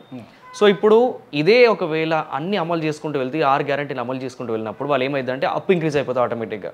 ఇంక్రీజ్ అయినప్పుడు అప్పుడు కాంగ్రెస్ గవర్నమెంట్ కూడా చెప్తుండొచ్చు, ఎందుకు ఇన్ని అప్పులు చేసినారు అన్నప్పుడు, మేము అప్పులు చేయడం కాదు, మీకోసం ఇవన్నీ అమలు చేయడం కోసమే ఇవన్నీ చేసినాము, అప్పులు వచ్చినాయి అని వీళ్ళు కూడా సమర్థించుకునే అవకాశం ఉంటుందంట. అదే అంటున్నాను, నేనే అన్నా కదండి, అది మీకు నేనే చెప్పాను ఇంతకుముందు. వాళ్ళు ఎట్లయితే అప్పులైనాయో వీళ్ళు కూడా అదే అప్పులు చేస్తారేమో. కానీ నేను అనేది సంక్షేమ పథకాలు ఎండ్ యూజర్కు చేరుకునే క్రమంలో ఎలాంటి హామీలు, ఎలాంటి కొర్రీలు పెట్టలేదు అప్పుడు మీరు హామీ ఇచ్చినప్పుడు. ఇప్పుడు ఎందుకు కొర్రీలు పెడుతున్నారు అనేది ఒక క్వశ్చన్. దీని ఎందుకు ఈ క్వశ్చన్ వేసానంటే, వాళ్ళు చాలా వరకు ఇప్పుడు తెల్ల రేషన్ కార్డు ఉన్నోనికే ఇది గవర్నమెంట్ జాబ్ ఉన్న వాళ్ళకి లేవు, తెల్ల రేషన్ కార్డు ఉన్న వాళ్ళకి లేవు, ఇన్కమ్ ట్యాక్స్ కట్టే వాళ్ళకి లేవు అంటే అయిపోయి 50% 60% వెళ్ళిపోయింది, ఎలిమినేట్ చేసేసారు. సో అట్లా ఇది చాలా వరకు ఇన్ని కండిషన్లు పెట్టి ఇంకా ఇలా చేస్తే ఖచ్చితంగా కావచ్చు. ఇప్పుడు రైతు బంధు ఉందండి, అక్కడ రైతు బంధు ఎలాంటి కండిషన్ లేకుండా అందరికీ ఇచ్చేసాడు. దానిలో కూడా కాంట్రవర్సీ ఉంది. 100-200 ఎకరాలు 100-200 ఎకరాలు మా ఊళ్ళో ఒక్కరికి లేదు, మా మండలంలో ఒక్కరికి లేదండి. నేను అనేది ఇది నా పాయింట్ అర్థం చేసుకుంటే, అరే వీడు బీఆర్ఎస్ వాడు కదా, వీడు ఏదో నిజం మాట్లాడుతున్నా మీకు అర్థం అవుతుంది. ఏమంటున్నా అంటే నేను 100-200 ఎకరాల వాళ్ళ కేసులు ఎందుకండి అంటారు. ఊళ్ళో 20 ఎకరాలు ఉండడం హైయెస్ట్ అండి ఒకరికి. మా పల్లెటూరులో మా దగ్గర మా మండలంలో 20, మహా అయితే 50 ఎకరాలు. నేను అనేది ఏంటంటే మండలానికి 25 గ్రామాలు 30 గ్రామాలు ఉన్నాయి. ఈ 25-30 గ్రామాలకు మినిమం నాకు తెలిసి 15,000 ఇండ్లు ఉంటాయి. ఈ మండలానికి 15,000 ఇండ్లు అంటే ఇంటికి 100 ఎకరాల ఉన్న వాళ్ళు ఆ 15,000 ఇండ్లలో 15,000లో ఒక్కరిద్దరు కూడా ఉండరు. అట్లా మొత్తం ఎన్ని మండలాలు ఉన్నాయి డిస్టిక్లో, ఎన్ని మండలాలు ఉన్నాయి ఉదాహరణకు ఒక డిస్టిక్లో ఎంతమంది ఉన్నారు, ఒక డిస్టిక్లో 100 ఎకరాలు 200 ఎకరాల వాళ్ళు ఎంతమంది ఉన్నారు. మహా అయితే పీనట్స్ అండి అవి. పెద్ద నాకు తెలిసి అంటే వాటికి కూడా వెయ్యొద్దు, నేను సపోర్ట్ చేయట్లే. కేసీఆర్ గారు అనుకుంది ఒక 5-10 ఎకరాలు లిమిట్ చేయాల్సింది, అది చేయకపోవడం తప్పే, నేను ఒప్పుకుంటున్నా. కానీ ఇంకొక other side of the coin కూడా చూడాలి మీరు అంటున్నా. ఏమని 100 ఎకరాల ఉన్న వాళ్ళు మా మండలంలో లేరు అంటున్నా నేను. ఆ డిస్టిక్నే ఒక 2-3 ఉంటారు. అట్లా ఏపీ తెలంగాణ మొత్తం ఎంతమంది ఉంటారు 100 ఎకరాల ఉన్న వాళ్ళు? అది నా క్వశ్చన్. సో అట్లా మేలు జరిగేది మాత్రం అంటే ఈ పథకం ద్వారా చాలామందికి ఉపయోగం జరిగింది తప్ప ఒకరిద్దరు 1% కూడా ఉండరండి. అది హార్డ్లీ 0.23% ఉంటారు అంతే. ఇప్పుడు ఉద్యమకారుల గురించి మనం చూసుకుంటే కనుక తెలంగాణ కళాకారులు అనుకుందాం, ఇంకా ఇతర ఉద్యమకారులు అందరూ అనుకుందాం. సో వాళ్ళకి అన్యాయం జరిగింది ఈ బీఆర్ఎస్ పాలనలో అంటే ఏమంటారు? ఉద్యమకారులకు అన్యాయం జరిగింది అనేది నేను రోజు వింటున్నాను ఈ మధ్య. ఉద్యమకారులను అప్పుడు 1,200 మంది ఆత్మబలిదానం చేసుకొని వచ్చిన తెలంగాణ రాష్ట్రాన్ని సాధిస్తే నువ్వు ఒక్కడివే మంచిగా గద్దెనెక్కినవాడిని అంటున్నారు. సరే, ఇది విమర్శ. కానీ ఉద్యమకారులు అందరికీ కాలేదని కూడా ఒక్కరన్నా నిరూపిస్తారా? నేను మీ లిస్టు మొత్తం ఇస్తాను, ఇప్పుడు అఫీషియల్గా నా అకౌంట్లో కూడా పెడతాను. ఇప్పుడు శ్రీకాంతాచారి మలి ఉద్యమకారుడు, ఆయన పెట్రోల్ పోసుకొని చనిపోయినప్పుడు అందరికీ బాధాకరమైన విషయం. వాళ్ళ ఫ్యామిలీకి మరి ఆయన అంతా చేసినప్పుడు వాళ్ళ ఫ్యామిలీకి ఏం చేసిండ్రు బీఆర్ఎస్? 10 లక్షల రూపాయలు ఇంటికి ఇచ్చిండ్రు. వాళ్ళ తమ్ముడికి గవర్నమెంట్ జూనియర్ అసిస్టెంట్ జాబ్ ఇచ్చిండ్రు. వాళ్ళ అమ్మకు అంతెందుకు ఎల్బీ నగర్ చౌరస్తా జంక్షన్ను శ్రీకాంతాచారి జంక్షన్గా మార్చి ఆయనకు మనం గౌరవం ఇచ్చుకున్నాం. అది పక్కన పెడితే వాళ్ళ అమ్మని ఎమ్మెల్యేగా నిల్చొని పెట్టినాం. ఏమైంది? ఓడగొట్టిలుగా ఈ కాంగ్రెస్ వాళ్ళే. మరి ఈ కాంగ్రెస్ వాళ్ళకి చిత్తశుద్ధి ఉంటే, నిజంగా ఈ విషయంలో నాకు కోపం, ఈ కాంగ్రెస్ వాళ్ళకి చిత్తశుద్ధి ఉంటే ఎందుకు ఒక శ్రీకాంతాచారి వాళ్ళ అమ్మని ఎందుకు ఓడగొట్టిలు మీరు? నాకు ఈ విషయంలో చాలా కోపం వస్తుంది. మీరు అన్నారు కూల్ అండ్ సెటిల్డ్ అని, బట్ ఈ విషయంలో మాత్రం ఎందుకు ఓడగొట్టాల్సి వచ్చింది మరి ఆమెను? మీరు ఉద్యమకారులకు న్యాయం చేయలేదంటే ఇట్లే కాదు. కరీంనగర్ కిష్టయ్య వాళ్ళ కొడుకు జాబ్ ఇచ్చిండ్రు. ఆయనకు 200 గజాల కరీంనగర్లో ఇల్లు ఇచ్చి జాబ్ ఇచ్చిళ్ళు. 200 గజాల జాగా ఇల్లు ఇచ్చి వాళ్ళను ఆదుకున్నారు. ప్లస్ వాళ్ళ కూతురుకు మెడిసిన్ చదివిస్తున్నారు, సంవత్సరానికి 5 లక్షలు ఖర్చు అయితే ప్రభుత్వం భరిస్తుంది. సో ఇట్లా చెప్పుకుంటూ పోతే మహమ్మద్ పాషా ఉన్నాడు, ఇట్లా చెప్పుకుంటూ పోతే నా దగ్గర ఒక లిస్టే ఉంది పెద్దది. సో నన్ను అడిగితే ఉద్యమకారులకు ఇక్కడ ఏమి ఇవ్వలేదు, ఈ ప్రభుత్వం మోసం చేసింది లేదా ఏ బెనిఫిట్ చేయలేదని ఒక్కరిని చూపించండి. My challenge to you all. ఎందుకంటున్నా అంటే ఇది ప్రతి ఒక్కరికి, ప్రతి ఒక్క కుటుంబానికి 10 లక్షల రూపాయలు ఇచ్చిందండి. ప్రతి ఒక్క కుటుంబానికి అఫీషియల్గా ప్రభుత్వ నోటీసులో ఉండి ఉద్యమకారులు ఉద్యమంలో చనిపోయిన వాళ్ళకు ప్రతి ఒక్కరికి ఒక గవర్నమెంట్ జాబ్, జూనియర్ అసిస్టెంట్ కావచ్చు, లేదా అటెండర్ కావచ్చు, అది అటవీ శాఖ కావచ్చు, ఏదో ఒక జాబ్ 10 లక్షల రూపాయలు ఖచ్చితంగా ఇవి రెండైతే చేకూరినాయి. దీంట్లో నేను అన్నా కదా ఇందాక ధూమ్ధామ్ కళాకారులు ఉన్నారు, దాంట్లో కొంతమందికి ఏంటంటే ఒక 300 మందికి దీంట్లో అన్యాయం జరిగింది, మేము దగా పడ్డాము గవర్నమెంట్ వల్ల, బీఆర్ఎస్ మమ్మల్ని అసలు పట్టించుకోలేదు, ఒకప్పుడు మేము లేకపోతే ఇది తెలంగాణ ఉద్యమం కూడా ఇంత ఉవ్వెత్తున లేచేది కాదు. రసమయ్య బాలకృష్ణ ఎక్కడి నుంచి వచ్చినండి? ధూమ్ధామ్ నుంచి. రసమయ్య బాలకృష్ణ గారు ఒక కళాకారుడు. అక్కడ మరి ఆయనకు అంటే నేను అనేది ఆయన ఒక్కడికే ఇచ్చి 100 మందిని మోసం చేసిన అనం, కానీ అలాంటి ఇప్పుడు నేను అదే అండి, నా ఫస్ట్ బేసిక్ ఇది నాలెడ్జ్ ఒక విషయంలో ఉండాలండి. ఒక పథకం కానీ అంటే సంక్షేమ పథకం కానీ ఏ ప్రతిఫలమైనా 100 మందిలో అందరికీ చేరాలంటే కుదరదు అంట నేను. మేబీ ఒక 95% 90% చేరితే అది సక్సెస్ అయినట్టే అని అనుకోవాలి. ఎందుకంటే ఈ ప్రజాస్వామ్య వ్యవస్థలో 100 మంది ఉంటే 100 మందికి రాకపోవచ్చు, ఎక్కడైతే ఆ 5% 10% రాకపోతే అక్కడ మనకు నెగిటివిటీ స్ప్రెడ్ అవుద్ది, విమర్శలు పాలవుతాం. రసమయ్య బాలకృష్ణని ఎలా గుర్తించి ముందుకు తీసుకొచ్చుకున్నారో చాలామంది కళాకారులను తీసుకొచ్చారు. నాకు తెలిసే చాలామంది కళాకారులు ఉన్నారు.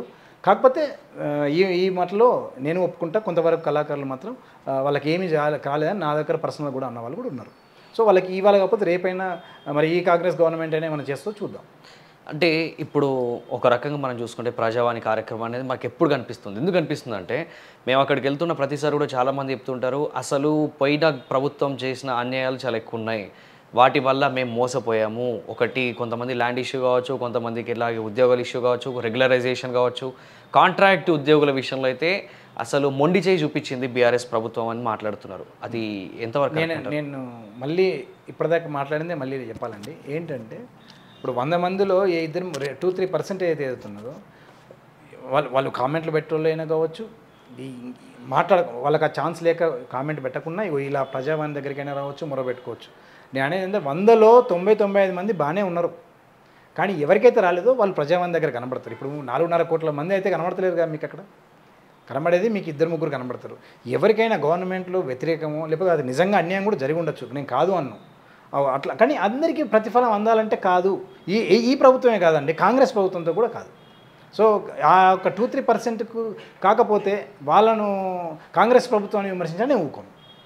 అది ఇప్పుడు ఒక చిన్నది ఏంటంటే రేవంత్ రెడ్డి దావోస్ వెళ్ళినప్పుడు అక్కడ ఇంగ్లీష్ మాట్లాడలేదని చెప్పేసి ఇంతమంది విమర్శిస్తున్నారు. అసలు ఇంగ్లీష్ అనేది ఇక్కడ ఫ్యాక్టర్ అయినా అసలు అంత మాట్లాడుకోవాల్సిన అవసరం దాని గురించి ఏముంది? దాని గురించి నేను ఒకటే అంటా అండి, నేను దాని గురించి నన్ను వీడియో చేయమని నేను చేయను, లేదా నాకు ఒకటి ఏమన్నా మాట్లాడాలని ఫోన్ చేశారు చాలామంది, నేను మాట్లాడిన ఎందుకు నేనే అన్నాను, ఇంకో ప్లాట్ఫామ్ మీద అడిగా చెప్పాను, ఏమన్నా ఆయన ఇంగ్లీష్ నాకు అసలు ఇట్ డజంట్ మ్యాటర్ అండి, బికాస్ ఇంగ్లీష్ ఇది ఒక లాంగ్వేజ్ అండి. ఆయన ఒక అసిస్టెంట్ అనే ఎవరినైనా పెట్టుకోవచ్చు, బాగుండేది. కాకపోతే నా బాధ ఆయన ఇంగ్లీష్ మాట్లాడకపోవడం కాదు, ఏ సబ్జెక్ట్ అసలు ఏం మాట్లాడాడు ఆయనకైనా అర్థమైంది అనేది నా బాధ. అంటే సబ్జెక్ట్ లేదంటారా? సబ్జెక్ట్ లేదని నేను అనలేదే, ఆ మాట్లాడిన సబ్జెక్ట్ ఎవరికి అర్థమైంది? సో ఆయన మాట్లాడేదో సరే న్యూక్లియర్ చైన్ రియాక్షన్ అనేది చాలా మేము చూసినాం మనం. సో నా బాధ అదే, ఒక సీఎం అనేది ఆయన ఇంకా ఇప్పుడు ఆయన మాట్లాడిన నిన్న రండా అనే విషయం కానీ, సరే టాపిక్ వచ్చిందిగా చెప్తాను, ఇంగ్లీష్ స్పీకింగ్ స్కిల్స్ కానీ బూతులు కానీ ఇవన్నీ పక్కన పెడదాం. కాకపోతే ఆయన చాలా విషయాల్లో అసెంబ్లీలో మాట్లాడే విధానం కానీ ప్రెస్ మీట్స్లో మాట్లాడే విధానం కానీ ఒకటైతే నాకు అర్థమైంది ఏంటంటే ఆయన సీఎం లాగా బిహేవ్ చేస్తున్నాడు. అసలు నేను సీఎం అయినా ఆయన నమ్ముతున్నా లేదా అని నాకు అనిపిస్తుంది. ఎందుకంటే ఆయన ఇంకా అపోజిషన్లో ఉన్నట్టే మాట్లాడుతున్నాడు. ఆయన లేదు, మీరు సీఎం, మా రాష్ట్రానికి ముఖ్యమంత్రి, మీరు మీ భాష కొంచెం ఎందుకంటే ఇన్ని రోజులు ప్రతిపక్షంలో ఉండి నువ్వు సన్యాసి పొట్టోడా ఎన్నన్నా మాకేమనిపించలేదండి. కేసీఆర్ గారు కూడా సన్యాసి అంటాడు. సన్యాసి అనే పదమే కేసీఆర్ దగ్గర నుంచి వచ్చింది. సన్యాసి అంటే బూత్ కాదు, అంటే సన్యాసి అనే పదం అదొక బూత్ కాదు, దాని సన్యాసం అనే వేరు, సన్యాసి వేరు. సో పనికి మాలినవాడు అన్నట్టు దాని అర్థం. కానీ నేను అనేది ఏంటంటే కేసీఆర్ గారు కూడా ఆయన లాంగ్వేజ్ కానీ ఆయన యాస కానీ కొంత విమర్శనాత్మకంగా ఉండేది, కానీ ఇంత దారుణంగా అయితే మాట్లాడలేదు ఇప్పుడు. సో నేను అనేది ఏంటంటే ఆయన ఇంగ్లీష్ లాంగ్వేజ్ మాకు ఇబ్బంది ఏం కాదు, కానీ మాట్లాడేటువంటి దాని డెప్త్ మాత్రం బాగుండాలి. ఆయన సీఎంగా బిహేవ్ చేయాలనేది మా కోరిక.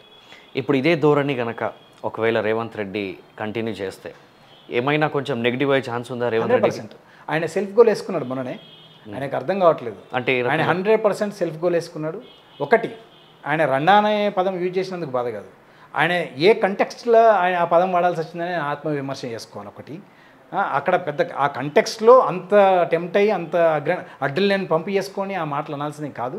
ఒకవేళ ఆయన ఛాలెంజ్ చేశాడు, ఆయన సెల్ఫ్ గోల్ వేసుకున్నాడు. ఇప్పుడు ఈ మధ్య బాగా అనిపిస్తుంది 6 నెలల్లో ఈ ప్రభుత్వం పడిపోద్దని.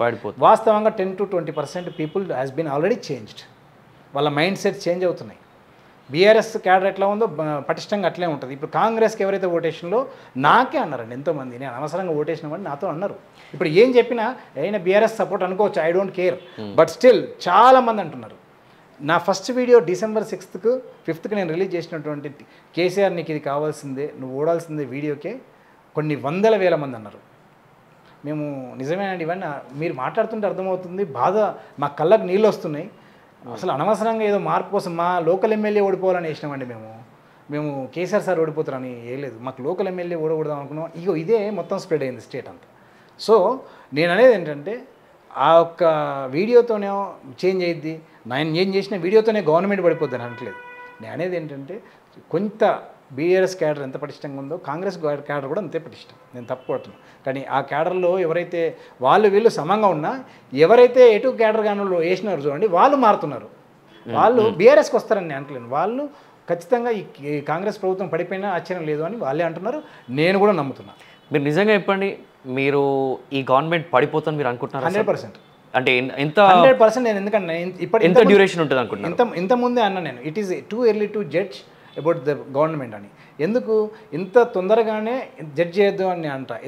ఎందుకంటానంటే మనము వాళ్ళకి ఇచ్చిన టైం, వాళ్ళు ఒక 100 రోజులు అన్నారు. సరే December 9th అందరూ కూడా ఇప్పుడు నేను కొత్తగా చెప్పాల్సింది ఏం లేదండి, సోషల్ మీడియాలో ప్రతి ఒక్కరు చూస్తున్నారు. ఇప్పుడు నేను అన్నారు మళ్ళీ అవే మాట్లాడితే ఇది రొటీన్ అయిపోద్ది. ఇప్పుడు ఆ రుణమాఫీ 2 లక్షలు తీసుకొచ్చుకోమని చెప్పిండు. ఈ రైతులందరూ నిర్దాక్షిణ్యంగా అసలు చాలామంది గుడ్డిగా నమ్మిరంట. గుడ్డిగా నమ్మడం కాదు, 2 లక్షలు రుణమాఫీ అంటే చాలా హ్యూజ్ అండి. ఒక రైతుకు 2 లక్షల రూపాయలు రుణమాఫీ అవుతుందంటే ఎంత సంతోషం తెలుసా. ఒక పెళ్ళి అయిపోద్దండి చిన్న ఫ్యామిలీకి, వాళ్ళు పెళ్ళిళ్ళు చేసుకుంటారు, వాళ్ళు దావతులు చేసుకోవడం గురించి కాదు, వాళ్ళ యొక్క జీవితంలో ఒక ముఖ్య కార్యక్రమం ఆ ఒక పెళ్ళి కానీ ఇంకేదన్నా కానీ, లేదా ఇంకా వాళ్ళ వ్యవసాయానికి పెట్టుబడి కానీ ప్రతిదీ రుణం తీసుకొచ్చుకొని చేసుకుంటారు. అరే 2 లక్షలు మాఫీ అయిద్దట అని వేసేవాళ్ళు చాలామంది ఉన్నారు. ఆ రేవంత్ రెడ్డి గారు ఇచ్చిన 100 హామీల్లో రుణమాఫీ హామీ మాత్రం 100% వర్కౌట్ అయింది. నేను రాసిస్తాను, ఎందుకంటే ఎంతోమంది నేను ఎప్పుడు జనాల్లో ఉండేటోని, ఎప్పుడు జనాల్లో నాడిని తెలుసుకునేటోని కాబట్టి చెప్తున్నా. ఆయన ఇచ్చిన ఏ పథకం కాదు, రైతు భరోసా ఈయన కాకపోతే రైతు బంధు వస్తుంది, ఈయన ఓడిపోతే నాకు ఆయన ఇస్తాడు. ఎవరు? కేసీఆర్ ఇస్తాడు. అది పెద్ద విషయం కాదు. నాకు పెన్షన్ వస్తుంది, ఈయన కాకపోతే ఆయన ఇస్తాడు. కానీ రుణమాఫీ ఈయన సరిగ్గా చేయలే కేసీఆర్ గారు, లాస్ట్ చేయలేదు కదా. ఈయన రుణమాఫీ అనేసరికి ఇది బాగా జనాలు నమ్మిండ్రు. 2 లక్షల రూపాయల రుణమాఫీ, అది December 9th రోజే నవంబర్లో తీసుకురచ్చుకోమన్నాడు. ఎవరన్నా బ్యాంకు మీకు రుణమాఫీ రుణం నేను క్లియర్ చేస్తా అన్నారు. దాన్ని కూడా నేను తప్పు పట్టా, ఎందుకంటే ప్రభుత్వం వచ్చింది, ఆయన కొత్త అసలు ఆ ప్రభుత్వ యంత్రాంగం మొత్తం ఆయనకు అర్థం కావడానికే ఒక 10 రోజులు 20 రోజులు పడుతుంది. ఎంత శాంతికుమారి గారు పక్కన సీఎస్ ఉన్నా, ఇంకే 10 మంది కలెక్టర్లు ఉన్నా ఆయనకు అర్థం కావడానికి టైం పడుతుంది. రెండోది ఆయన యొక్క క్యాబినెట్ మినిస్టర్లు కూడా అనుభవజ్ఞులు, ఉత్తమ్ కానీ శ్రీధర్ కానీ గుణం కానీ ఎవరైనా అందరూ అనుభవజ్ఞులే, వాళ్ళు చేయగల సత్తా ఉన్నోళ్ళే, నేను కాదన్ను. కానీ వీళ్ళు ఎలాగే మాట్లాడుకుంటూ పోతే ఇప్పటికే వీళ్ళు చేసిన ఘనకార్యాలన్నీ చాలా ఉన్నాయి. ఏంటి ఈ రైతు రుణమాఫీ కానీ రైతు బంధు కూడా ఒక్కొక్కరు చెప్పుతో కొట్టడం ఇట్లాంటివి చాలా తీసుకెళ్తారు జనాలు. ఇప్పుడు బీఆర్ఎస్ వాళ్ళు తీసుకెళ్తారు. ఇప్పుడు చెప్పు అనే పదం ఒకటి వచ్చిందండి, బీఆర్ఎస్ వాళ్ళు వైరల్ చేశారు దాన్ని ఏంది కామన్గా ఉన్న వాళ్ళు ఇటు బీఆర్ఎస్ వైపు మొగ్గు చూపుతారు. నేను దాన్ని కూడా నమ్మొద్దు అంట నేను. సో అది నేను బీఆర్ఎస్కే సపోర్ట్ కాదు, ఈ విషయంలో వట్టిగా వైరల్ అయ్యేటి ఈ యూట్యూబ్ వాళ్ళు చెప్పేది నమ్మొద్దు. ఫ్యాక్ట్ అది నిజం ఏందో కనుక్కోవాలి, వాళ్ళు ఎవడో ఏమన్నారో పక్కన పెట్టాలని నేను అంట. అలాగే ఇలాంటి పదాలు ఎవరైతే వాడుతున్నారో, ఈ చెప్పుల కార్యక్రమం కానీ ఈ రండల కార్యక్రమం కానీ ఇలాంటి ఏవైతే ఉన్నాయో ప్రజలకు వీళ్ళ మీద విశ్వాసం పోతుంది ఒకటి. రెండోది ఈవెన్ కాంగ్రెస్ ఎమ్మెల్యేలు కూడా కొంతవరకు పశ్చాత్తాపడుతున్నారని చెప్పి మాకు అధికారికంగా అనధికారిక సోర్సులు ఉంటాయి. ఇప్పుడు ఎవరికి ఉండే సర్వేలు వాళ్ళకు ఉన్నట్టుగా మాకున్న ప్రకారం వాళ్ళకు ఆ ఎమ్మెల్యేలే హ్యాపీగా లేరు అనేది ఒక విషయం క్లియర్గా తెలుస్తుంది. బట్ అది ఎమ్మెల్యేల చేతిలో ఉంటుంది. అది ఇప్పుడు జనాలు ఓటేసి వాళ్ళ పని అయిపోయింది. జనాలు ఎంత కోపంగా ఉండి ఇటు మారినా అయ్యేదేం ప్రభుత్వం పడిపోదు, కానీ ఎమ్మెల్యేతోనే పడిపోద్ది కదా. వాళ్ళే నిరుత్సాహంగా ఉన్నారనేది మా ఒక అభిప్రాయం. కాబట్టి వాళ్ళు నిరుత్సాహంగా ఉన్నారు కాబట్టి ప్రభుత్వం పడిపోద్దేమో అంటున్నాను నేను. ఓవరాల్ ప్రెడిక్షన్గా చూసుకుంటే ప్రభుత్వం పడిపోవడానికి అంటే ఒక గుడ్డి నంబర్ ఒకటి మనం మాట్లాడుకుందాం. ఎన్ని డేస్లో ఈ ప్రభుత్వంలో అలాంటి చేంజ్? నేనైతే అది దాని మీద నేనేం చెప్పలేను, కానీ ఇంత క్లారిటీ ఉన్న వాళ్ళు మీకు ఖచ్చితంగా ఒకటి ఉంటుంది. నాకు క్లారిటీ ఉంది. నేను ఇక్కడ 2 విషయాలు మాట్లాడాను, మీరు అబ్జర్వ్ చేస్తే. ఒకటి, 60 రోజుల్లోనే జడ్జ్ చేయడం తప్పైంది. సో వాళ్ళకు టైం ఇద్దాం. నేను ఏదో జస్ట్ లైక్ దట్ అట్లా కామెంట్ పెట్టేవాడిని కాదు, జస్ట్ లైక్ దట్ అట్లా మాట్లాడేవాడిని కాదు. నేను ఏదైనా నేను కొంచెం పగడ్బందీగా మాట్లాడతా, ప్రూఫ్స్ ఉంటే మాట్లాడతా, ఫ్యాక్ట్ మాట్లాడతా, నాకేం భయం లేదు. సో కానీ ఇక్కడ నేను 2 విషయాలు అన్నాను. ఒకటి, వాళ్ళు 60 రోజుల్లో వాళ్ళను ఎండగట్టడం కానీ విమర్శించడం కానీ తప్పద్ది నాకు తెలిసి. సో చూద్దాం, టైం ఇద్దాం. ఎట్ ద సేమ్ టైం అంటున్నా, వీళ్ళ బిహేవియర్లు, వాళ్ళ ఎమ్మెల్యేలు నిరుత్సాహంగా ఉన్నారని మాకు అనధికారికంగా తెలవడాలు, ఇవన్నీ దృష్టిలో పెట్టుకొని కొంతవరకు గెస్ చేయగలుగుతున్నారు. ఎస్, ఇది ఏమో ఎక్కువ రోజులు ఉండే ప్రభుత్వం కాదని జనాలే అనుకుంటున్నారు, అందులో నేను ఒక్కని. సో ఒక సింపుల్గా చూస్తే ఇప్పుడు ఈ ఎంపీ ఎలక్షన్స్ వస్తున్నాయి, నిజంగా అదొక హోరాహోరీ ఉంటుందనే అనిపిస్తుంది. ఎంపీ ఎలక్షన్స్లో ఏ పార్టీకి ఎన్ని సీట్లు వచ్చే అవకాశం ఉందని మీరు అనుకుంటున్నారు? ఇప్పుడు బీఆర్ఎస్ వచ్చేసి ఖచ్చితంగా మేము ఎంపీ మొత్తం సీట్లు మాకే వస్తాయి, బీఆర్ఎస్ వచ్చి మొత్తం సీట్లు మాకే వస్తాయి అంటారు. కానీ అట్లా కాంగ్రెస్ వచ్చి మొత్తం సీట్లు మాకే వస్తే మేమే అధికారంలో ఉన్నాం. బీజేపీ వచ్చి అరే సెంట్రల్లో మేమే ఉన్నాం, మళ్ళీ మేమే వస్తాం, మాకే వస్తాయి అని వాళ్ళు అంటారు. ఎవరు ఉదరగొట్టుకోవడం వాళ్ళే ఉదరగొట్టుకుంటారండి. బట్ ఇక్కడ టు బీ హానెస్ట్ నేను అనుకుంటున్నా 13 నుంచి 14 బీఆర్ఎస్కి వస్తాయి. 14 100% వస్తాయి. అందులో నెంబర్ ఎక్కడ ఏది వస్తుందో కూడా నేను చెప్తాను, ఎందుకు వస్తుందో కూడా నా దగ్గర క్లియర్గా క్లారిటీ ఉంది. కానీ ఇప్పుడు చెప్పడం, ఈ ఇంటర్వ్యూలో చెప్పడం అనేది కొంచెం అత్యుత్సాహం, టూ ఎర్లీ అయితే నేను ఇప్పుడు చెప్పలేను. నేను నెక్స్ట్ వీడియోలో నాది డెఫినెట్గా నా ఒక ప్రిడిక్షన్ ఉంటుంది. అయితే ఇంకోటి, మీ సినిమా విషయానికి వస్తే, అండ్ కంగ్రాచులేషన్స్ ముందే, ఎందుకంటే సినిమాకి మీరు ఆల్మోస్ట్ దగ్గరకు వచ్చేస్తున్నారు, మీ సినిమా రిలీజ్కి రెడీగా ఉన్నట్టుంది. సరే, ఇప్పుడు ఈ కాన్సెప్ట్ చూసుకుంటే ఇండియన్ స్టోరీ అంటే ఇట్లాంటి ఒక సెన్సిటివ్ ఇష్యూ తీసుకోవడం వల్ల తర్వాత మీకు కొన్ని ఛాలెంజెస్ మీరు ఫేస్ చేస్తారేమో అనిపిస్తలేదా? అంటే కమ్యూనల్గా కావచ్చు, లేకపోతే ట్రోలింగే కావచ్చు, ఏవో కొన్ని క్లాష్ అయిపోవడమే కావచ్చు. సో దానివల్ల మీరు ఇబ్బందులు పడతారని మీకు అనిపిస్తుందా? 100% ఏం అనిపించట్లేదండి. సెన్సిటివ్ ఇష్యూసే మీరు మన వీడియోస్ అన్ని చూస్తున్నట్టున్నారు, ఫాలో అవుతున్నట్టున్నారు. సో ద ఇండియన్ స్టోరీ డెఫినెట్గా కొంచెం సెన్సిటివ్ ఇష్యూస్ తీసుకున్నదే, కానీ సమాజంలో ఇప్పుడు కాంటెంపరీ ఇష్యూస్, సమకాలీన ఇష్యూస్ తీసుకొని అందులోని నగ్న సత్యాన్ని ఎలాంటి భయం లేకుండా ప్రొజెక్ట్ చేసినాం ఒకటి. రెండవది, మీరన్న ట్రోలింగ్, మీరన్న కాంట్రవర్సీ ఏమన్నా అవుతే నాకు మంచిదే, నాకు ఫ్రీ పబ్లిసిటీ అవుద్ది. కానీ నేను అలాంటి టైప్ కాదు, నాకు పబ్లిసిటీ పిచ్చి లేదు. ఎందుకంటే నాకున్నది నెక్స్ట్ నేను చేయబోయే సినిమా విద్యారంగం మీద, వైద్య రంగం మీద, రెవెన్యూ మీద ఉంది. నా సినిమా లైన్గా అవే ఉన్నాయి, కానీ నో ప్రాబ్లం. అది ఏంటి అలా అని చెప్పి నేను మెసేజ్ లేను. నేను 100% కమర్షియల్ సినిమా.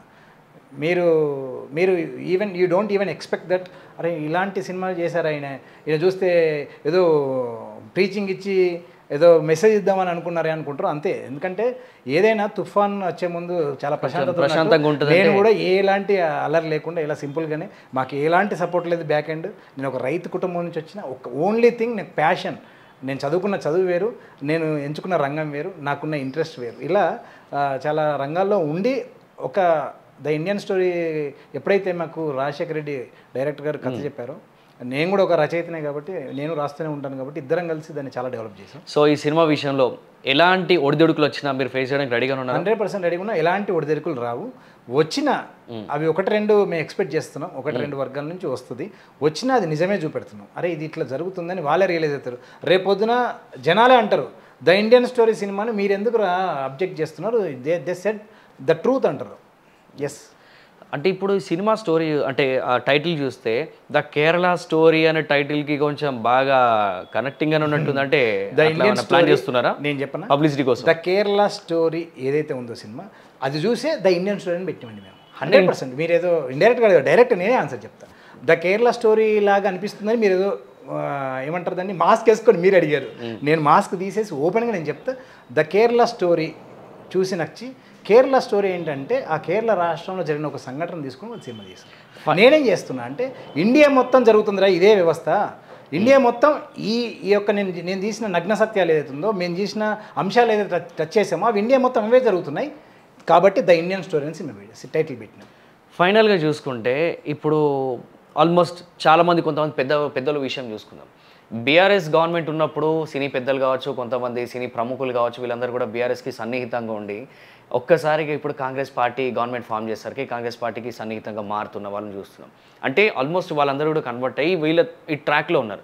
ఇలాంటి సిచ్యుయేషన్లో మీరు కంప్లీట్గా అగేన్స్ట్ పోయి అది కూడా ఒక సినిమా అరంగేట్ అంటే సినిమాని ముందుకు తీసుకెళ్తున్నారు, కొత్త సినిమాతో వస్తున్నారు. ఇది ఎక్కడో మీ పైన నెగిటివ్ ఇంపాక్ట్ చూపించే ఛాన్స్ లేదా?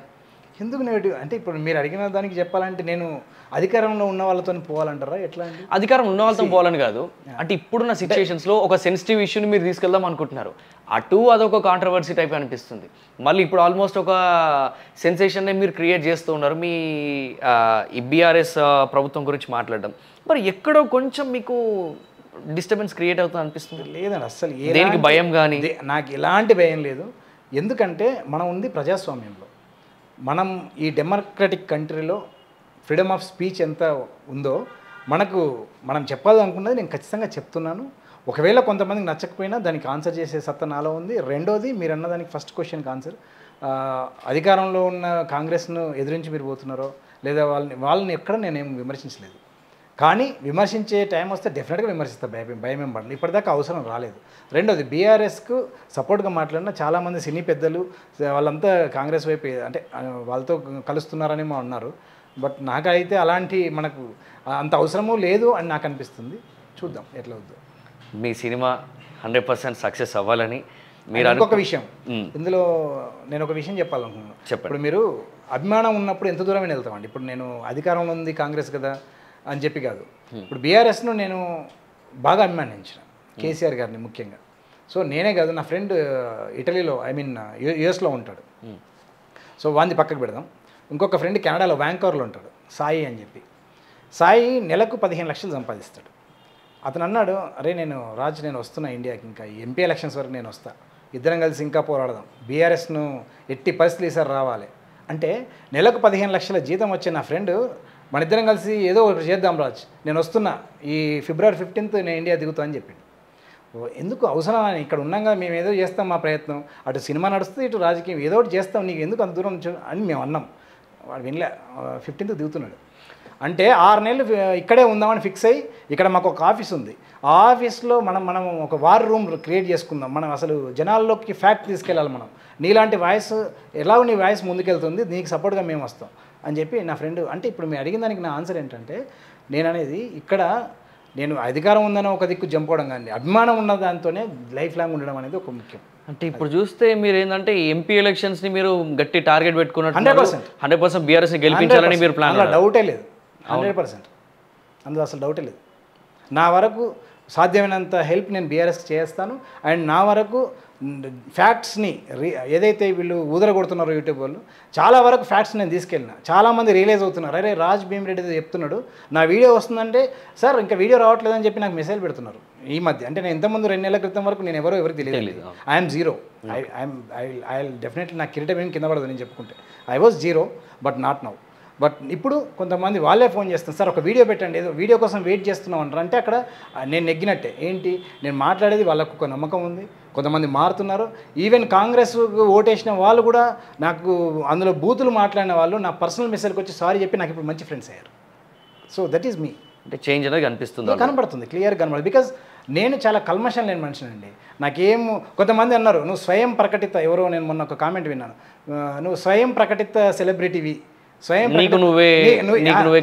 నేను సెలబ్రిటీని కాదు, నాకు ఆ హోదానే వద్దు. డెఫినెట్గా ఎవరికి వాడే సెలబ్రిటీ, ఎవరికి వాడే హీరో అండి. ఎందుకన్నా తప్పేముందో, నేను సెలబ్రిటీ అని నేను స్వయం ప్రకటించే ఏం చేయలేదే. నన్ను వాళ్ళు నా బీఆర్ఎస్ వాళ్ళు ఏమంటున్నారు, సార్ ద ఇండియన్ స్టోరీ సినిమాను మీరు ఇలాగే మీరు ఉండండి, మీరు సినిమా రిలీజ్ డేట్ చెప్పండి అంతే, మేము మా భుజాల మీద వేసుకొని పోతాం అంటున్నారు. ఇది అభిమానం. నేనేం పైసలు ఖర్చు పెట్టాల్సిన అవసరం లేదు దీనికి. అన్న ఒక రకంగా చెప్పాలంటే మీరు ఈ ప్రపంచమంతా ఇప్పుడు తెలిసిర్రు అంటే దానికి కారణం ఏంటంటే మీ ఒక డైలాగ్, కేసీఆర్ నీకు ఇది కావాల్సిందే, నువ్వు ఓడాల్సిందే. ఈ డైలాగ్ వల్ల ప్రపంచానికి భీమ్ రెడ్డి అంటే ఎవరో తెలిసింది. అలాంటి ఆ డైలాగ్, ఆ పవర్ఫుల్ డైలాగ్ ఒకసారి మన వ్యూయర్స్ కోసం ప్లీజ్. కేసీఆర్ నీకు ఇది కావాల్సిందే, నువ్వు ఓడాల్సిందే. తెలంగాణలో అంటే ఒకప్పుడు చేదుండే, ఇప్పుడు నువ్వు అది తీపి చేసినందుకు. తెలంగాణ యాసన్న భాషన్న చిన్న చూపుండే, ఇప్పుడు ముద్దచ్చేటి చేసినందుకు. తెలంగాణ పాటకు, తెలంగాణ భాషకు, యాసకు పట్టాభిషేకం చేసినందుకు. తెలంగాణ సంస్కృతి సాంప్రదాయాలకు సముచిత స్థానాన్ని కల్పించినందుకు నువ్వు ఓడాల్సిందే, నీకు ఇది కావాల్సిందే. నిజంగా సూపర్ అన్న. అంటే ఒక రకంగా చెప్పాలంటే ఆ డైలాగ్లో ఒక పవర్ ఉంది. అండ్ మీరు చెప్తూ ఉంటే అంటే ఒక ఆవేదన అర్థమవుతుంది. And thank you so much, మీరు ఇంత మీ ఒక వాల్యుబుల్ టైం మనకి ఇచ్చినందుకు. ఐ హోప్ మీ సినిమా మంచి సక్సెస్ అవ్వాలని కోరుకుంటున్నాం. అదేవిధంగా మీరు మళ్ళీ వచ్చి మాకు ఈ టైం ఇవ్వాలి. అండ్ మీరు అనుకుంటున్న కళ నాకు తెలిసి ఎంపీ ఎలక్షన్స్లో బీఆర్ఎస్ గెలుస్తుందని మీరు అంటున్నారు, గెలవాలని మీరు అంటున్నారు. ఆ రకంగా కూడా ఒకసారి చూద్దాం ముందు ముందు ఏమవుతుందో. Thank you so much. Thank you so much and you're most welcome. మళ్ళీ డెఫినెట్గా సక్సెస్ మీట్లో మీకు ఇంటర్వ్యూ ఇస్తాను. 100% థ్యాంక్ యూ. రైట్.